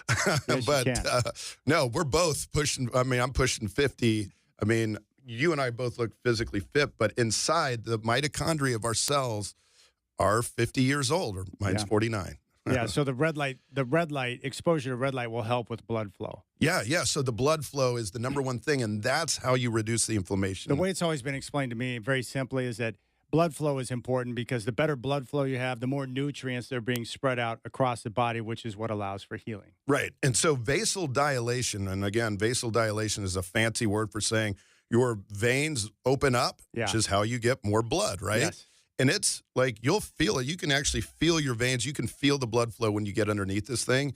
And so like areas like your labrum and your shoulder and your knee, your hip has a labrum. Those things don't heal because they don't get blood flow. Yeah. So I literally, as long as you're within 6 to 12 inches of this device, this thing is powerful, 172 megawatts per centimeter squared, which is a fancy way of saying it gets 2 inches deep into the tissue. All right. So if someone wants to try out the Red Vive panel, they reach out to you and you get them set up. Do you have people who can walk them through the process of how they utilize the panel? Because it's going to be a foreign concept to them when they get it. So is that something where you explain to them how to use it so you can walk them through the process so once they get the panel, they understand what's going on? I'm so glad, Chad, that you said that because when you asked what's the difference, well, all I did was talk about, hey, we have the combination of wavelengths and the power and all this stuff, but the main problem that I had when I started Red Light was I had a doctor tell me about it, whatever, but I didn't know these. I owned a couple different panels from different companies. And they just sell you a panel and walk away. That's it. The reason we started this company is we wanted every single person that bought a panel to use it properly. I mean, we have people that won't press the near NIR button. They don't know what NIR means, near infrared. Or they'll have their clothes on. It doesn't go through clothes. Or they'll be 18 inches away. You need to be 6 to 12. So we explain to everybody those. Basically, I just listed it. That's it. But we make sure that everybody knows how to use it, dose it properly, because it's medicine. Because if you do it for more than like 30 minutes a day, you'll start feeling tired because you're dosing and filling your cells with adenosine triphosphate, which is ATP, which is pure energy. Yeah. And if you you're full, you're full. So like if you eat too much food, you get kind of diminishing returns. You're like, oh my God, you're too full. I ate too much. I'm tired. All right. So that's important to know. And, I'm just like anyone else. I'm busy, and I don't have a lot of extra free time, Yeah. morning, evening, whatever. So what is the basic time that people need every day to be able to commit to exposing themselves to the red light? So it's obviously different for different things you're trying to do. If you're trying to get more sleep, I would say make sure you do a little bit in the morning at sunrise or when you get up. What is a little bit? That's a good question. 10 to 15 minutes. Okay. And then 10 to 15 minutes before you go to bed. That's the best for sleep, and especially the TMJ patients. But 30 minutes would be the maximum in terms of exposure. Yeah. 30 minutes is really, so, I mean, look, it's light, and so it's a Class 2 medical device, so it's not going to burn you. There's no ultraviolet rays, which is great. So it's Class 2, it's safe. So, like, when I herniated the discs in my back, I was in such excruciating pain, and I cannot take pain pills. I think you mentioned, too, it makes me sick. It makes me feel sick, and the only time I had relief, and there's an analgesic effect to this, was when I was laying underneath my red light panel. So I laid under it for like an hour and a half to 2 hours, and then I'd finally fall asleep. And that's the only way I could get myself to sleep. Now, are you really supposed to do that? Not normally. But were there any downsides? In that particular case, no. But usually 20 to 30 minutes a day. 20 to 30 minutes a day. What I was doing is I was getting up in the morning before I would go and start my morning routine and take a shower. I sit down in front of the red light, would have it directly on my knee primarily, 15 minutes. And then at nighttime before I go to bed, 15 minutes. And it was great because I could sit there and read while I'm in front of the red light, and boom, I go to sleep. So that's how I was doing it. So it wasn't a pain. I didn't have to go anywhere. It was right there in my bedroom next to my bed, and boom, I'm in bed and I'm able to do it. So I found it to be it's not difficult. Yeah. No, it doesn't take up too much time. No, it's not. It's light, and so you can just lay underneath it. Even if you can't afford like the middle-sized one or the little bit bigger one that's 3 feet long, there's a smaller one. And I would say on the smaller one, you can kind of move it around to different parts because that one's only like 1 foot by 9 inches. Yeah. And so you could just put it on your face or put it on your knee and move it around. But if you have the bigger one, you might not need to do as much time. So it depends on which size you want. But you can also call. You can give people insight on what size would be best for them based on what they're looking to accomplish. Yeah, absolutely. And we offer 12-month financing and payment plans and things like that, so that if you need the bigger one, if you can afford it. And as you'll mention later, you get a discount for your listeners. It's pretty significant because normally we have the doctors write a prescription discount, but Chad, because of the relationship, we want to make sure that people are able to afford the one that's proper for them. It's Matt Troy from redvivehealth.org that is in studio right now. So walk me through this a little bit. So I do know that because it's a Class 2 medical device, the HSA and FSA can be used on the device. Is that correct? Yeah. So, because it's registered with the FDA, when they say FDA approval, you don't approve like things that are super safe, like water. Water doesn't have an FDA approval, but it is registered. And so therefore it's HSA, health savings accounts. You can use that to purchase it. Okay, that's perfect. Now, in addition to that, this is the best part of my mind is that 60 days risk-free. So you can order the device, receive the device, use it, and if you are not satisfied, you can send it back within that 60 days and get a full refund. That's right. And we actually started out, it was 30 days, and we had zero, not one return after selling hundreds. Now we're at thousands. I can count on less than one hand of how many people have actually returned it. Some of them, it was just because they thought that it would mess with their pacemaker. It won't. But we don't argue with anybody. Just, hey, if you want to return it, you'll notice if you are in like pain, like real like excruciating pain, you will notice right away. And we've had like, as long as you use it properly, instantly you will have pain relief because there is an analgesic effect to the way these wavelengths of light actually hit the nerves. When you're in pain, all that is the nerves are sending a signal to your brain saying, ouch, I'm in pain, right? So if you can dull those nerves in a healthy way, which there's no side effects, that's what like pain pills and things like that it dulls the signal that goes to the brain. Yeah. Well, this will change the way your brain perceives the pain on the other end. So not only are you dulling the pain, but you're from interfering with the signals. And then over time, it will reduce inflammation because you've dulled those nerves so much. So you'll notice right away. But yeah, if you go 30, 60 days, even if you hit a day over and you like, man, I just forgot, we don't want anybody to keep this thing that doesn't actually love it. Okay, that's excellent. So the website is redvivehealth.org, and that's VIVE. So 2 V's, no B's. Redvivehealth.org. It's HSA and FSA approved, so you can use your health savings account to purchase the device if you want. They also have financing available up to 12 months with payments as low as $70, and you get the 60-day money-back guarantee risk-free. And because Matt is so kind, for our listeners, if you use the code RED, R-E-D, you get 15% off. Or you want to go 20? Yeah, we're going to go 20. I just, you know what? I talked to Sonny on the way in, and I thought, hey, it's the holidays, actually. People might be getting these as gifts. So okay. Yeah. So code RED, R-E-D, and if you use that code at the website, redvivehealth.org, you will get 20% off. And again, a 60-day money-back guarantee. So it's risk-free. And all I can tell you is, in addition to what Matt said, is that I was hobbling around in the summer. My knee was bothering me. And I'm not someone that runs. I strength train. I take care of my body. So I was greatly concerned. And after, about 6 solid weeks of exposing myself, 15 minutes in the morning, 15 minutes in the evening before bed to the red light from Redvive, it changed my life. My knee has never felt better. And I just turned 50, and it's great to have that movement back. So I just want to say thank you for introducing me to something that has been life-changing. And I'm excited about continuing to utilize the red light therapy because of the other benefits that it's going to bring to me over the course of time. That warms my heart, man. That's the reason we started this. I mean, I was really at a point in my life, Chad, where you were distraught. We started this. I shouldn't say I with the doctor, and then there's another person that helped. We have 3 partners, and basically all of us are into health and fitness and health and wellness. And the purpose was to hear people like you say, just, dude, you changed my life. Like I can now golf 18 holes, not in pain. Like I can now sleep through the night. Literally hundreds and hundreds of testimonies and people that are happy with it. And so that's not trying to sound like this, like some infomercial here, but it's, you just care. You have a lot of energy for this, which is awesome. Yeah. So the best thing to do, go to redvivehealth.org, VIVE. You can get more information on the product. The phone number, easy to remember, 1-844-REDVIVE, 844-733-8483. So if you have any questions, call the number, and Matt will be happy to answer any questions you have in regards to the panels. Yeah, most likely, I answer that call, but we have others that are photobiomodulation experts that can answer those questions. Yeah, 844-RED-VIVE, R-E-D. A lot of people get the V's and the B's, so V-I-V-E. Yes, and use the code RED to get 20% off. And again, it's a 60-day risk-free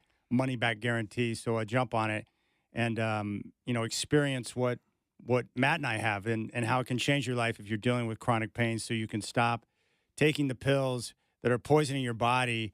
Give this a shot. And again, there's no risk. Yeah. 60 days. Try it. And I guarantee you're going to be like, wow, this is something that works, and it's going to change your life. So, Matt, I appreciate you. Thanks. And they're going to let me, I just got a text back that they'll let me do the 20% because that's like our wholesale rate up until Black Friday. And then we'll be at 15, and you'll still be able to use that code, but just make sure everybody knows. All right, you got 20% with the code RED at redvivehealth.org up to Black Friday. After that, it'll be 15%. And again, 60 days, risk-free, money-back guarantee. Matt Troy of redvivehealth.org here in studio. Matt, I appreciate your time, and thanks for talking about this so that we can continue to spread the word of the value of red light therapy. I appreciate you, and thank you, and look forward to continuing the journey. All right, big thanks to Matt Troy. Check him out online, redvivehealth.org. And it's pretty easy to use. I do 10 minutes in the morning, 10 minutes at night, and it's got the timer on it, so it shuts off when it's done. I'm hoping, and I haven't gotten the research on this, but I'm hoping that the red light might be able to help produce a few more brain cells so I'm a little bit smarter, but I don't think that's working yet. But it's done wonders with my knee. Incredible. redvivehealth.org, or just call 1-844-REDVIVE. All right, big thanks to Matt Troy. We'll keep things rolling. Michael Holton's going to be in studio coming up at 5:20 for a little Holton on Hoops. We'll talk about Shaden Sharp and what's been the big difference the last 2 games as he's gotten the offense to really roll. And we'll talk about that simple formula that Portland needs to win games, and if they can keep that up throughout the rest of the regular season, And we'll get a stake on Denny Abdi, who's playing like an all-star. Mike Holton coming up at 5:20. You got the Rip City Drive on your home of the Blazers, Rip City Radio 620.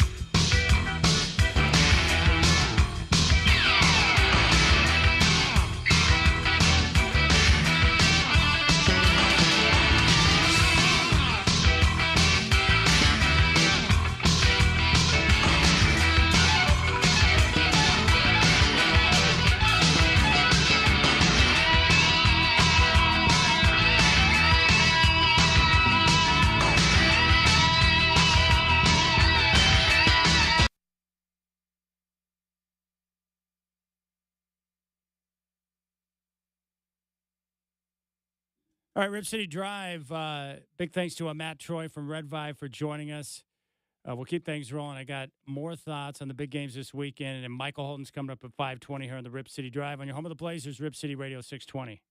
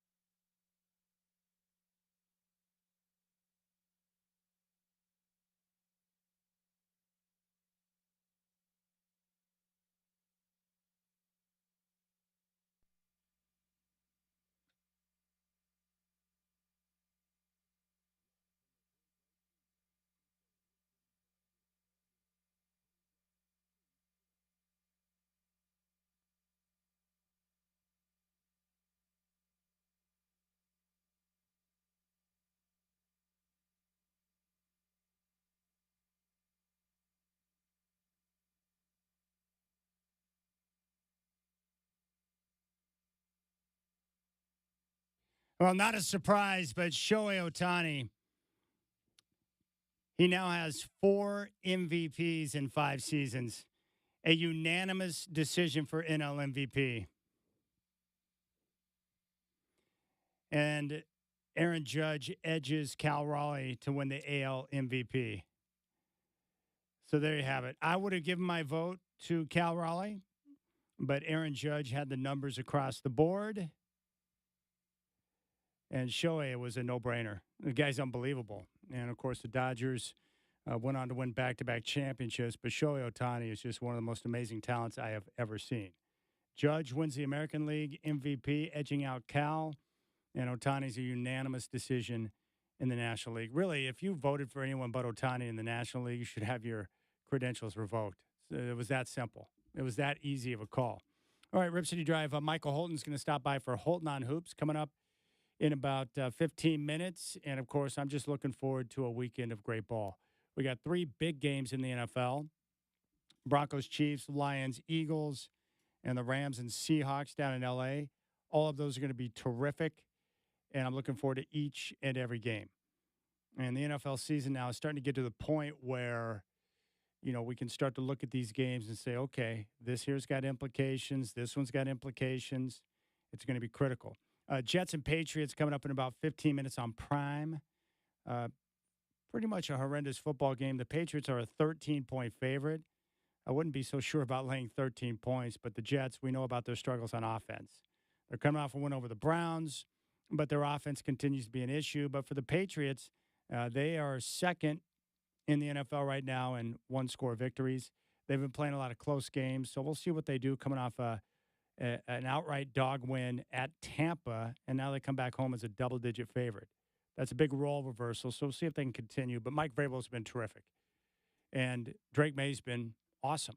And it's not like Drake May's dinking and dunking. They're looking to attack downfield. And Josh McDaniels, as bad as of a head coach as he is, and he's been awful, both in Denver and with the Raiders, he's a great offensive coordinator. And he's worked well with May, and they've gotten him up to a level now to where he's playing, you know, competent football. They are favored to win the AFC East, if you can believe that. Mike Vrabel's a terrific coach. Commanders at the Dolphins. Dolphins and Commanders just playing out the string. And, of course, the Commanders have suffered significant injury and a big fall-off this year after going to the NFC title game last year. Panthers at 5-5 playing at the Falcons 3-6. The Falcons have a lot of good pieces on that team, but they're still looking for more consistency from their quarterback, Michael Penix Jr. Love the Buccaneers at the Bills. Buffalo's trying to bounce back after the loss at Miami when they got routed last week, 30-13. And Tampa's trying to recover after that home loss to New England. Buffalo favored by 5.5. Texans at the Titans. Houston is still alive for the postseason after that miracle win last week against the Jags. Come from behind with Davis Mills. And the Titans, one of the worst teams in football, 1-8.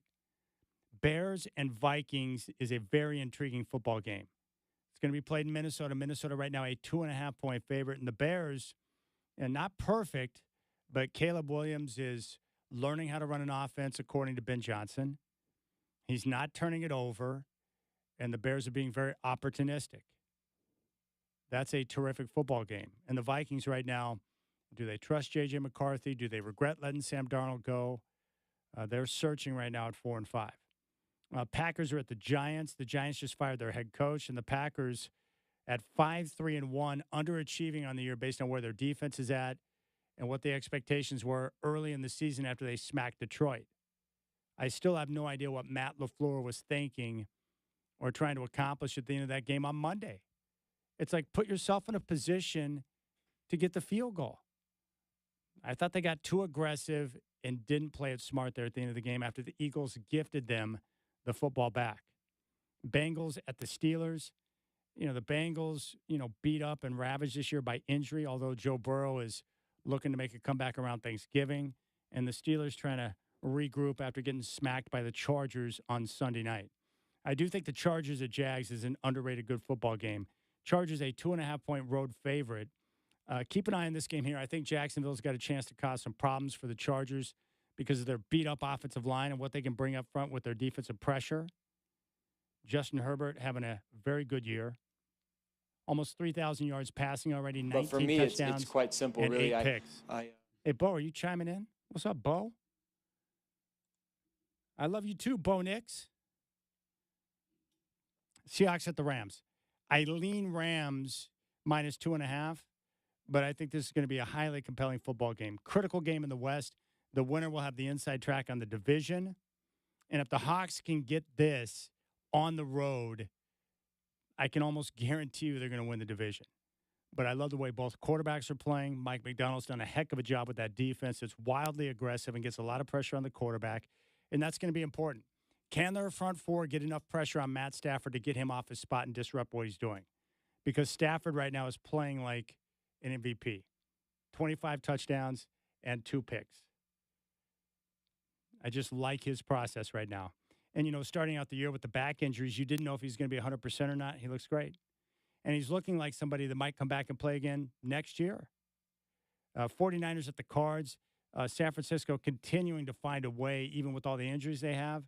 But it's been a bit of a problem. And it started to catch up with them last week against the Rams. The offense played well, and Mac Jones played well. But they just couldn't keep up with that train that the Rams brought to town.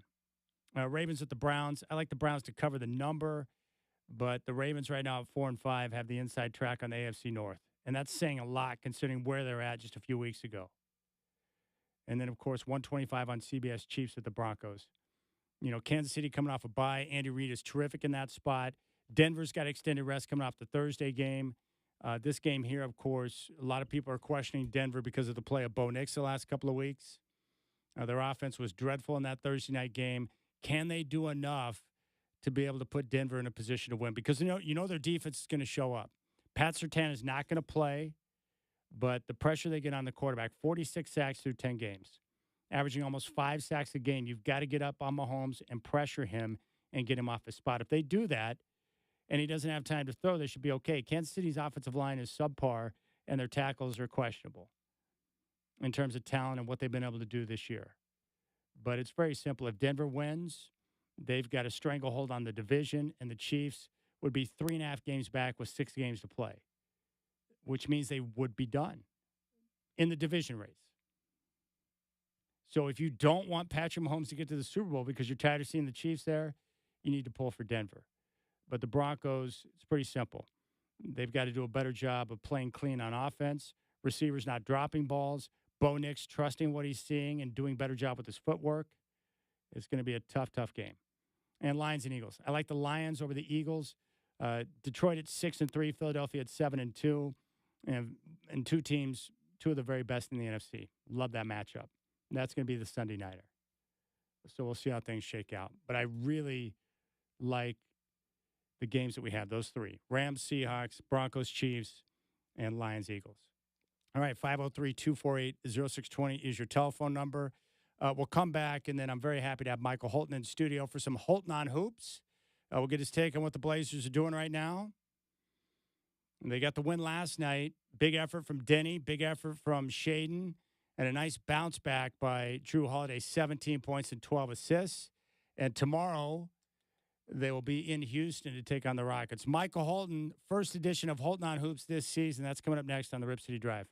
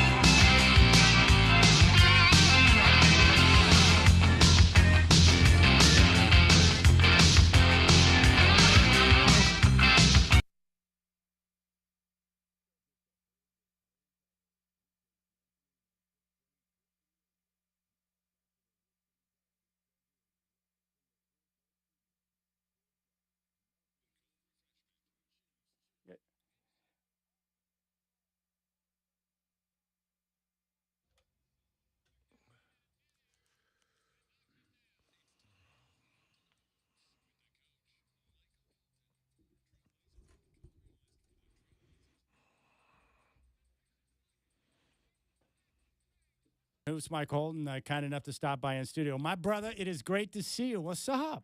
Who's Mike Holton, kind enough to stop by in studio. My brother, it is great to see you. What's up? Hey, good to be back here in the studio, the friendly confines of to talk hoops. Yes, and we got a lot of great things to talk about. We were just talking about this, like this new team this year with the way they're playing with this new offense from Tiago Splitter. Like, I'm having fun because I never know what to expect night to night. Yeah, it is a lot of fun. I mean, this motion offense is not predicated on people being in a set spot, and so it's more difficult to guard, but it allows all 5 players to be involved and engaged, and everybody has to read the defensive scheme, and everybody's a part of the counter, and that's how I think basketball should be played, with all 5 guys engaged at both ends, and that's what the Blazers are doing. All right, so very simply put, from what I can tell of what they're trying to accomplish every night is that they want to do a good job of getting offensive rebounds for second chance points. They want to force turnovers, and they want to get up more shots than their opponents. Would you say that's correct? Yeah, I think that's oversimplified a tad, but yeah, they want to get the kind of movement that creates gaps and vacuums in the defense for dribble penetration, and then the back line of the defense rotates, and now you can either kick out for threes or you get it up on the rim, and you've got avenues to the glass, the offensive rebound. So it's really a motion offense with a lot of activity levels for all 5 players to read and react. And it's all predicated on energy and effort and execution, right, on both ends when you look at this team. But as we're talking about offense, it's so much fun to watch the way the Blazers play. And I imagine it's a lot of fun to be a part of it if you're on the floor because you're always engaged. Well, that's what I was going to ask you. You played for a long time, and you played in a lot of different systems. How much fun do you think this type of system they're running right now would be to play in? Oh, it's a lot of fun. I mean, I played in the NBA at times where, you had isolation where you had 2 guys lifted and then 3 guys played on one side of the floor, and that's no fun to be up there, and your job is to get your guy to be illegal with defense because you're standing above the hash mark. And it wasn't fun, I think, from a fan standpoint when the league was more stagnant and stationary. Yeah. The game has evolved, and it's evolved in a positive way with respect to energy levels and up-tempo and three-point shooting. What would you say you've learned about this team through the first few weeks of the season? That they're going to play really hard every night, and no matter who's on the floor, there's not going to be a lack of effort. And so that's always fun. It's always easy to root for a team that is playing hard, diving on the floor, picking up the ball, scrambling.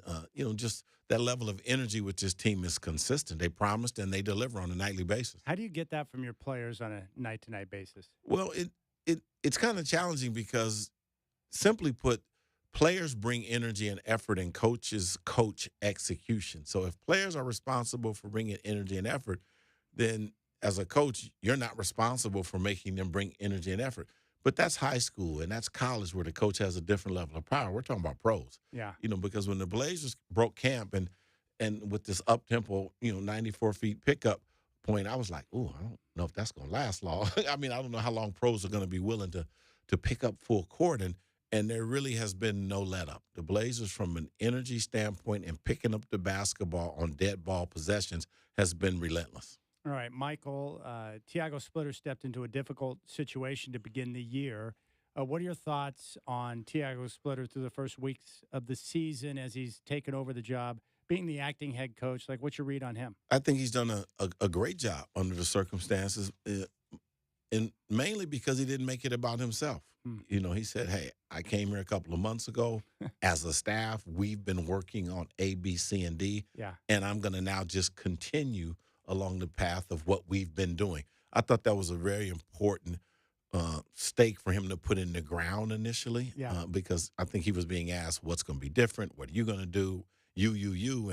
And he's never taken the bait of, I believe this, I want that. He's always said, this is what we're about, this is what we've been about, and this is what we're going to continue to do. That's great. And I've also noticed through our games that there seems to be great communication and synergy between he and Nate Bjorkgren and the rest of the assistant staff, because they realize that he's needing information and assistance along the way too. Yeah, and it was interesting in training camp. I mean, I had a chance to go to a couple of the practices in training camp, and what stood out to me right away was that every coach was empowered to have a big voice. And that's not always the case. I mean, sometimes it's just the head coach, or sometimes it's one lead assistant but every Trailblazer coach had a voice, had a big voice, ran a drill, ran a portion of camp, and was empowered to do so. So the chemistry or the synergy among this staff is not new. It was a part, I think, of how they came into this season. And the interesting thing is not just the interaction and the chemistry of communication between the staff, because, Chad, when I look at basketball, I look at communication on basically 2 or 3 levels. And one is coach to coach, one is coach to player, and another is player to player. So I'd look at those 3 levels of communication to see, okay, is everybody on the same page? And they are with this team. When you look at how players talk to each other, how they look at and listen to one another, it speaks volumes about everybody's buy-in, if you will, to the style of play. You know what's great is I've seen multiple times throughout the season thus far where Drew Holiday might pull Jeremy and Denny aside and explain something that they're working on right there on the floor. I've seen guys talking to Donovan Kling, and I've seen the interaction. There's a lot of communication going on. I like that. Hey, communication is the key to making relationships work, Chad. I think we all know that. But to your point, so let's say Drew Holiday, he has the ball and he gets involved in a ball screen or something happens. He doesn't know necessarily how Denny's guy reacted if he wasn't in his line of vision. So it's important that Denny says, hey, when you turn that corner, my guy's leaving. My guy's helping. My guy's the rover in that set. That kind of communication, particularly for a lead guard or a primary ball handler, is so key because you don't necessarily always see everything. I mean, you're intuitive. You feel. You see the one guy that rotated over that's going to stop you when you get to the rim. But offensively, you always want to have somebody that works their way behind the basketball. Let's see if I can lay a court down and explain that. So if the dribble penetration comes from the top of the floor, say it comes from the wing, and all of a sudden, wow, I see a gap, and I put it on the deck. And the weak side defender rotates, leaves the corner guy to come to stop me. The corner guy can't stay where he is. He has to rotate up 2 or 3 steps so that the closeout is not to where he was. He has relocated. So those are the things that players have to say. Hey, my guy's leaving. Hey, he's staying home. Those are the type of things that I look for in communication. All right, that makes sense.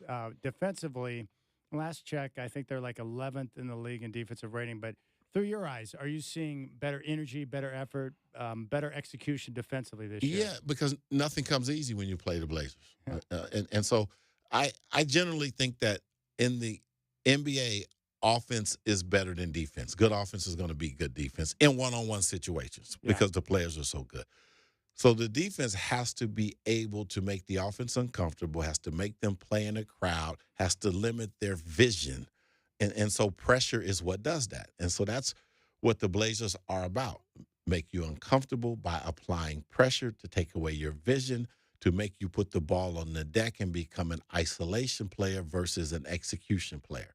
If you can kind of put a frame on the picture of how this team's trying to play, that is how they're trying to play. All right. One of the players that's been a key to them thus far has been Denny Avdia. You and I both love him. I really enjoy the way he plays and his energy and effort and the toughness that he brings. Drew Holiday said the other night, like, hey, he makes all of us better, but he seems to be good at making decisions with the basketball in his hands. He's always pushing tempo, but he's in a good groove early. What are you seeing from Denny thus far? Denny is a team-first guy. It is the first thing I see about him and the thing that I've always really enjoyed about him. He's never said, I tried to do this, I'm looking to do that. And when you give him that attention and credit, he always deflects. Yeah. Now I'm just trying to do the right thing. I'm just trying to play hard. I'm just trying to play within. Having said that, his development in a Blazer uniform has gone from open court, green light, Denny has the ball, everybody run, and then all of a sudden nobody in the league could stop Denny in the open court. That was a year ago. Well, scouting catches up to you. And so now there's a lot of things that opponents are trying to do to keep the Blazers from being in the open court and make them play in the half court. But what Denny and the Blazers have done to counter with their motion offense is set a lot of slip screens and ghost screens and created actions that still get him downhill.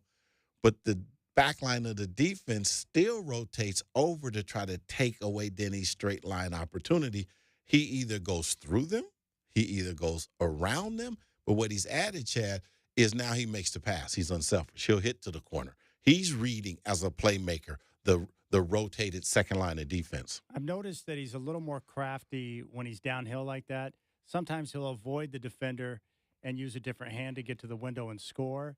He's still not afraid to put his head down and plow through a guy, but he's getting a little more crafty off the bounce. Yeah, one of the things that is kind of unique to Denny Avia, there's 2 or 3 players in the league I think that play like this, is when he beats the first line of defense and he looks at the second line, he looks at if they have an opportunity to get in legal guarding position or not. Uh-huh. And he's so fast that usually they're not, and he recognizes it and he hits them. I mean, he's like the running back that comes through the hole. He's not waiting to be hit. He's waiting to initiate the physicality. Yeah. And that's why he gets to the free throw line so much. And you've always said it, that getting to the foul line is a skill. It's a skill, and it's a skill that requires contact concentration. You got to be willing to play through the physicality of the league and stay on balance. He's got that move, too, where he brings the ball from underneath, and he almost always gets contact on the arms there. Yeah, the 2 players that I think about with that is James Harden and Chris Paul. Yes. And so that move we're talking about is when you are in triple threat and you got the ball as an offensive player and you're jabbing, or you got the ball at or below your waist, defensively, if you put your hand out with your palm down, those offensive players just come under you. They just immediately come under. It's an automatic read that the league had to legislate it, the swing through move, that they stopped giving you continuation for that, because Kevin Durant, James Harden, there were players that got so good at that the league had to legislate it to where it can't be a continuation move. But Denny has that off the bounce. So I'm describing it off somebody that hasn't put the ball on the deck. That's just getting, Denny can have put the ball on the deck, and it's his gather, Chad, that is so strong. When 2 hands come to the ball, his gather, then he extends his arms and comes under you and draws the foul. We're talking to Michael Holton on Hoops here on the Rip City Drive. Another player that I'm having fun watching, Shaden Sharp. He's put together a couple of big games. He was struggling from the floor early in the season, but overall, I like what I see in terms of energy and effort. What are you seeing from Shaden so far this year? Well, I think Shaden had what I would call a telephone booth game in the past where, 2 or 3 feet to the left or the right was kind of how he played. Mm-hmm. He got a step back, he got a jab, but he didn't cover a lot of real estate. Now he's got a parking lot game. I mean, he can really just cover a lot of space with the bounce. And that's the biggest, most noticeable thing to me is that he covers distance now. He's not just trying to get to a step back. He's not just trying to get to a jump shot. He's attacking the rim. He's straight line driving. And initially, and when I say initially, I'm talking about when he first came into the league, he was uncomfortable at the rim because he was so used to elevating and being above everybody, being so much more athletic than everybody, that he had to learn the nuances of finishing in the league. And watching him develop that skill and skill set, it's so polished now that you just think he woke up on third and scored. Yeah. What are your thoughts on the way he's defending so far this year? Well, I think he's gotten really engaged on that end of the floor. Yeah. And because he's so athletic, that he's found, I think, that by being in proper guarding position, that's 90% of the job, right? If you're in a stance in front of an offensive player, you can now direct the basketball. And I thought with Shaden in the past, he would be in the right place, but not necessarily be in the stance or have his hands up or be engaged or be prepared to defend the first bounce. And now he's not getting beat on the first bounce. Seldom do you see Shaden Sharp needing help. We've seen a few games recently where the Blazers have had issues defending without fouling. But what's happening in those games where, the Blazers are, reaching and getting a lot of foul calls? Like, have you seen a common link there between those games? Yeah, and what happens is in the NBA, scouting catches up with you, so to speak. It's a general cliche. And we're a handful of games into the season now, 10 games into the season. So teams are looking and they're going, okay, the Blazers are doing this. How do we counter that? And it first stood out to me, I think, in a real pronounced way was in the Miami game. All of a sudden, I looked around, and Miami they had 3 offensive players almost at half court. I mean, it was like they were spreading the court like a 4 corners offense, how you stall at the – I was like, why the spacing was unreal. The spacing was unreal, and the spacing was to keep the Blazers from pressuring them into mistakes and turnovers. And then what resulted was a bunch of dribble penetration. And now all of a sudden the Blazers aren't in position, foul, aren't in position, layup. Yeah. And then teams see that, then other teams try it. So what you're saying, that's an adjustment by Spoelstra and his staff, looking at what the Blazers had done early season, making the adjustment and attacking them with that. The first thing that teams started to do to try to, and it's a sign of respect, they go, wait a minute, these guys are playing faster than we want to play. We're going to play zone. So we started seeing zone, early as Minnesota, Golden State. We started seeing teams play a lot of zone against the Blazers. Well, the Blazers that's not going to stop us. So the Blazers, they cracked that code and still kept the level of pace up. And then Spoelstra was like, okay, I'm going to play some zone, but I'm going to spread out our offense and use more time and spread you out.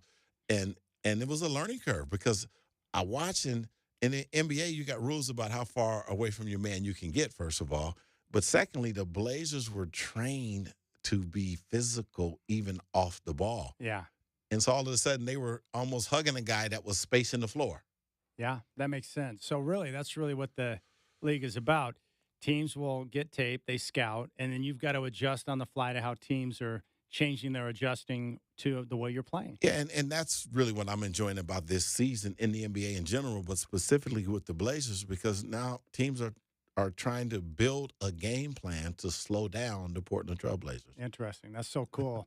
Another guy that's, and this is not a surprise, but everything about Drew Holiday that I heard before he got to town, all true. I absolutely love the guy. I watch him play off the floor, the way he communicates, the way he talks about his guys. Like, he is everything that you want in a player. How much would you enjoy coaching that guy? Drew Holiday is just, he's kind of a breath of fresh air. You just look at him and you go, he's just at peace, period. Yeah. Some guys are at peace with their game. Some guys are at peace with a part of their game. Some guys are at peace with the things that come with being in the NBA. Drew Holiday is just at peace. I mean, when I see him, he's just an extremely comfortable guy. And, I finally had a chance I really wanted to meet him, right? I was like, I'm going to meet Drew Holiday because Drew Holiday's dad played high school in Pasadena and graduated a couple years before me. So I've been aware of the Holiday family, for all of these years, but I never met any of them, right? Interesting. And so I was in the hallway and after the game, and Drew came down and he was talking to Pooh Jeter, and I was like a little kid, like, Pooh, introduce me to Drew, right? And so he introduced me to Drew, and Drew said, this is what he said, I already know. He said, you played against my dad. How do you know that? I'm like, I mean, because he's a basketball savant. Oh. I was like, wow. That's awesome. That had to impress you that he said, I knew. No, it was like, I already know. I was just standing there like, I was this close to saying, can I have an autograph? But it would have been unprofessional. Yeah, you should have, though. But how'd you enjoy that initial conversation with him? Yeah, I just, because I stood there and we hung out and we talked some more, not we as in me and Drew, but Drew and Pooh and me, and Pooh's parents were there in the hallway. And that's a whole nother conversation about his parents because I recruited Pooh. But just Drew's participation in the conversation. And it was interesting because, as he went walking down the hall, exiting the conversation by himself, it was kind of like a Mean Joe Green commercial. Because Pooh was like, hey, are you coming in tomorrow? Because these guys have days where they have blackout days or come in and get what you need days. There's a lot of different things that happen on days they don't play games. Yeah. And Drew was like, yeah, man, I'm coming for the yoga. And Pooh was like, all right, I'll see you. It was just interesting. But I'm trying to make a point about Drew Holiday and who he is and that gift of humanity and that being present. He was fully present in that interaction. Yeah. And it was post-game. He could have had his mind on a whole lot of things. Yeah, that's great. I just love what he brings to the team. And I love the bounce back. I think it was, the Orlando game on the road where, he had some turnover issues, had the mistake late, which allowed the Magic to win the game. And then he comes out and bounces back against New Orleans, 17 points, 12 assists, 6 of 12 shooting. Just, like you would expect him to, a nice bounce back effort. Yeah, and that Orlando game still has a little bit of a residue sting to it, right? And Drew, I think he had 3 turnovers in the fourth quarter. I know he had Yeah. 2 that were kind of down the stretch of the game. Yep. And, I watched him and his body language, and he doesn't get too high and he doesn't get too low. It wasn't like when he turned it over, he didn't say, my bad. He didn't hang his head. There really was no interruption of his body language. Yeah. He just moved on to the next play. That's what I want from my star players, right? Even keel. I'm not going to be on a roller coaster. Yeah, because really the most important play is the next play. I mean, you gotta have a short memory in the league. Whether you made your last 5 or you missed your last 5, you got to be fully available the next opportunity you get. Hey, how often do you talk to former players you coached at UOP? Frequently? I wouldn't say frequently, but intermittently. I mean, Donald Wilson. Yeah, Puget or Donald Wilson's my favorite backcourt, man. I see those guys. I called Donald Wilson a couple of weeks ago to just touch bases. A bump into Dustin Geddes. I think he's with Adidas. And more than I talk to my former players, I interact with people that interact with my former players. Yeah. That share things that are positive, that you feel good about. Because don't you love that, though, with seeing your guys go on to become, valuable members of the community? Yeah, I mean, and it's really a heartwarming takeaway for me. The 13 years I was a college coach, the 8 as an assistant, the 5 at UCLA. I mean, we had a good run with the Baron Davises and the Earl Watsons, and really good players that went on to play in the league. But the 5 I was a head coach at University of Portland, I realize now that you recruit a guy, a Dustin Geddes from Phoenix, and he comes and he stays and he marries and he has a family. He's in Portland. You recruit Donald Wilson out of L.A. He comes, he meets a girl from Vancouver, he gets married, and he stays.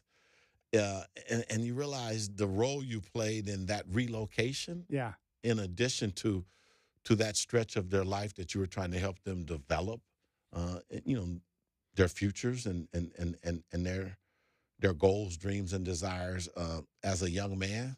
And so when you see those things, those are the heartwarming things. That's great. How is Pooh enjoying his role with the Trailblazers?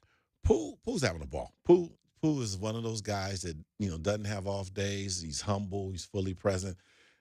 And Pooh knows everybody in the game of basketball. I don't care where you are. He knows. I mean, you walk in the gym and James Harden come over. I mean, I'm like, Pooh, how do you know everybody, right? And he's respected and admired by everybody. That's great. This new offense, I'm sure you've thought about it. How do you think Scoot will blend into the way they're playing now? It would seem like this style would suit his capabilities. Oh, I think this style is built for Scoot, and the best example is probably look at how Blake Wesley played. He picked up the ball. Point. He played hard. He's athletic. He just created havoc at all times. Scoot is cut from that cloth and probably, more athleticism, more offensive repertoire. Scoot has a pretty significant book of business in terms of his skill set in the NBA. How difficult will it be, or what are going to be the main challenges for the Blazers as they progress throughout the season to keep up the energy, the pace, and the effort on both ends? I don't think that it's going to be a problem at all because you got to keep in mind everybody understands the identity, and the team is shorthanded.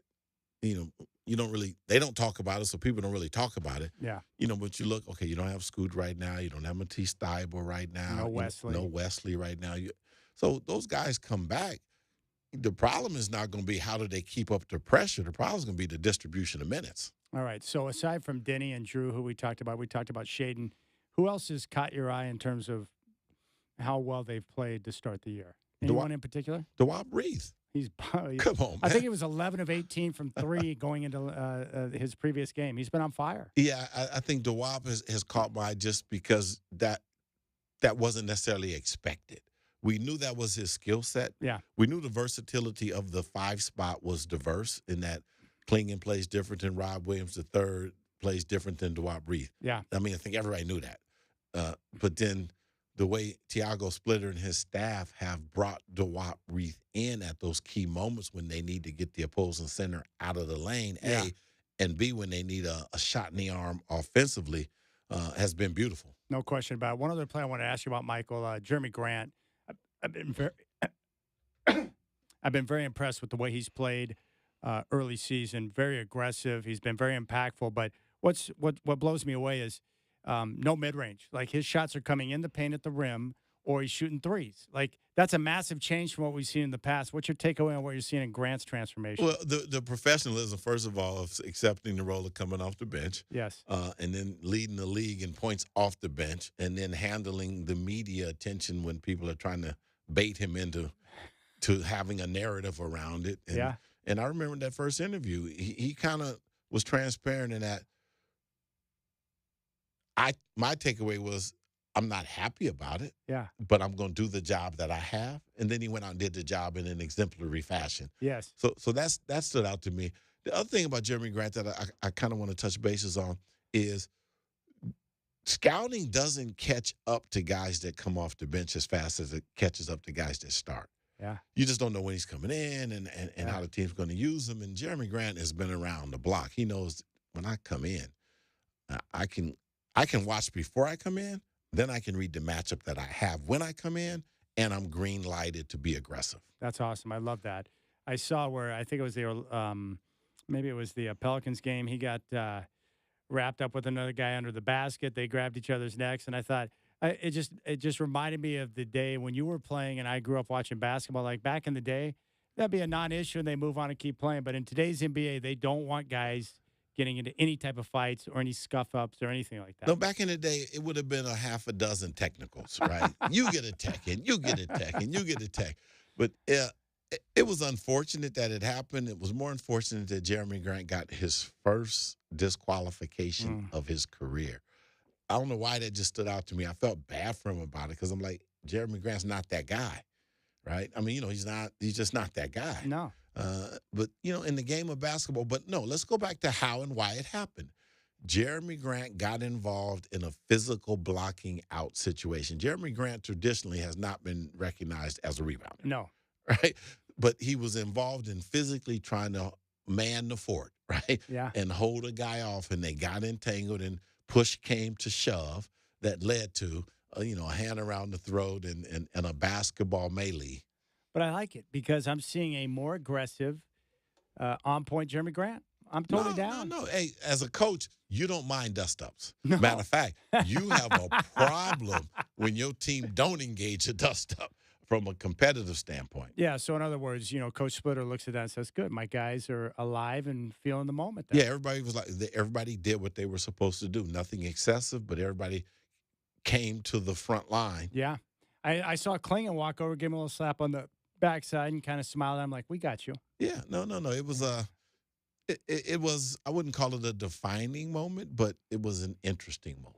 All right, Michael Holton on Hoops. He is a former Trailblazer, a current radio and television analyst. Oh, by the way, you just told me you got your All-Star tickets, so you're going to be down in L.A. at Intuit Dome for the All-Star game. Yeah. Woo! The All-Star game doesn't go to L.A. very often, and over the years, I've heard stories about L.A. All-Star games, and so I petitioned my wife to allow me to go, and she said, go. That's what I'm talking about. And last year, you actually went to Vegas for the Cup championship game, right? Yeah, and I'll go again to that. Because, Chad, I'm a fan. I mean, I love that, I'm an analyst and I have a job and responsibility. And you're still playing over at the MAC, right? I play a couple times a week. I still, I stand around, and catch and shoot. The only downside about the All-Star game in L.A. This time around is that Marvin Gaye won't be singing the national anthem. That's a bummer. You remember that. The two best national anthems in my lifetime, Marvin Gaye at the All-Star game in L.A. and then Whitney Houston at the Super Bowl 25. No, it's exciting, Chad, because you grew up in L.A. I grew up in L.A., but the All-Star game is one of the few times where everybody kind of comes in together. Yeah. Old players. I mean, you can just stand in the lobby and just see George Gurr. I mean, you just see generations of basketball people and players. And the game means so much to me that I enjoy being kid-like in those environments of just observing. Oh, speaking of legends, we lost Lenny Wilkens, which is unfortunate because he was a legend. And from everyone I knew that knew him, said he was a great man. Did you ever get a chance to meet and interact with Coach Lenny Wilkens? I never met him. I've obviously been in the same arenas and in the part of games that he was a part of. But I must admit that I didn't understand the depth of his contribution to basketball until his passing. because in '79 I was a high school senior and he was coach of the Sonics when they won it, and I admired that team and that roster and how they played. Yeah. So I saw Lenny Wilkens as a coach. Hmm. I was not really familiar with Lenny Wilkens, the player, and then when he passed, I felt kind of empty. That wow, he was an incredible player. Yeah. Well, that happens to me too because, I know what I know. So there's a lot of times the guys that, played before I started really involving myself in basketball. Maybe I didn't go back and read their bio or understand their contributions, but you learn after the fact and be like, man, that person made a serious contribution to the game, right? Yeah, and I must admit, I guess I'm not really a historian, because when people start talking about who's the GOAT and all of these things, in the back of my mind, I don't get involved in those conversations, but in the back of my mind, I'm thinking, how come nobody's saying Bill Russell? I'm thinking, I think he has 11 titles. Yeah. And 6 as a player, and a couple of those are as a player coach. And I didn't see him play, but 11 rings is, a lot. So anyway, that's a conversation for another day. No, it's true. But I used to live in Denver. So when I was younger, I loved the Nuggets. But David Thompson was before my time when I started watching the NBA. And then Michael had David introduce him at his Hall of Fame induction. I'm like, why would Michael choose David? So that's what started my investigation on David Thompson. So David Thompson is funny. He said North Carolina guy, and Larry Brown, I think, coached him in Denver. And so when Larry came to UCLA, I researched Denver and David Thompson. But ironically, what stands out to me about David Thompson was he was making $800,000 a year when nobody was making $800,000 a year. Yeah. And so he had kind of pushed the salary scale to a level, and then everybody was uncomfortable thinking that he wasn't worth that, or why is he getting that? And then all of a sudden everybody got 800,000. Scott Wedman, James Edwards. I mean, everybody was just getting 800,000 because David Thompson was getting 800,000. And then all of a sudden John Concat gets $1 million contract. You're like, what's going on in the world? I remember a conversation on the back of the Blazer bus arguing and debating with Clyde about whether or not Terry could get $1 million a year. All right, Michael Holton, Holding on Hoops. You're the man. Thank you for coming by, brother. Oh, man, it's fun. Let's keep it going. All right, we'll keep things rolling. Big thanks to Michael. You got the Rip City Drive with Chad Doing on your home of the Blazers, Rip City Radio 620.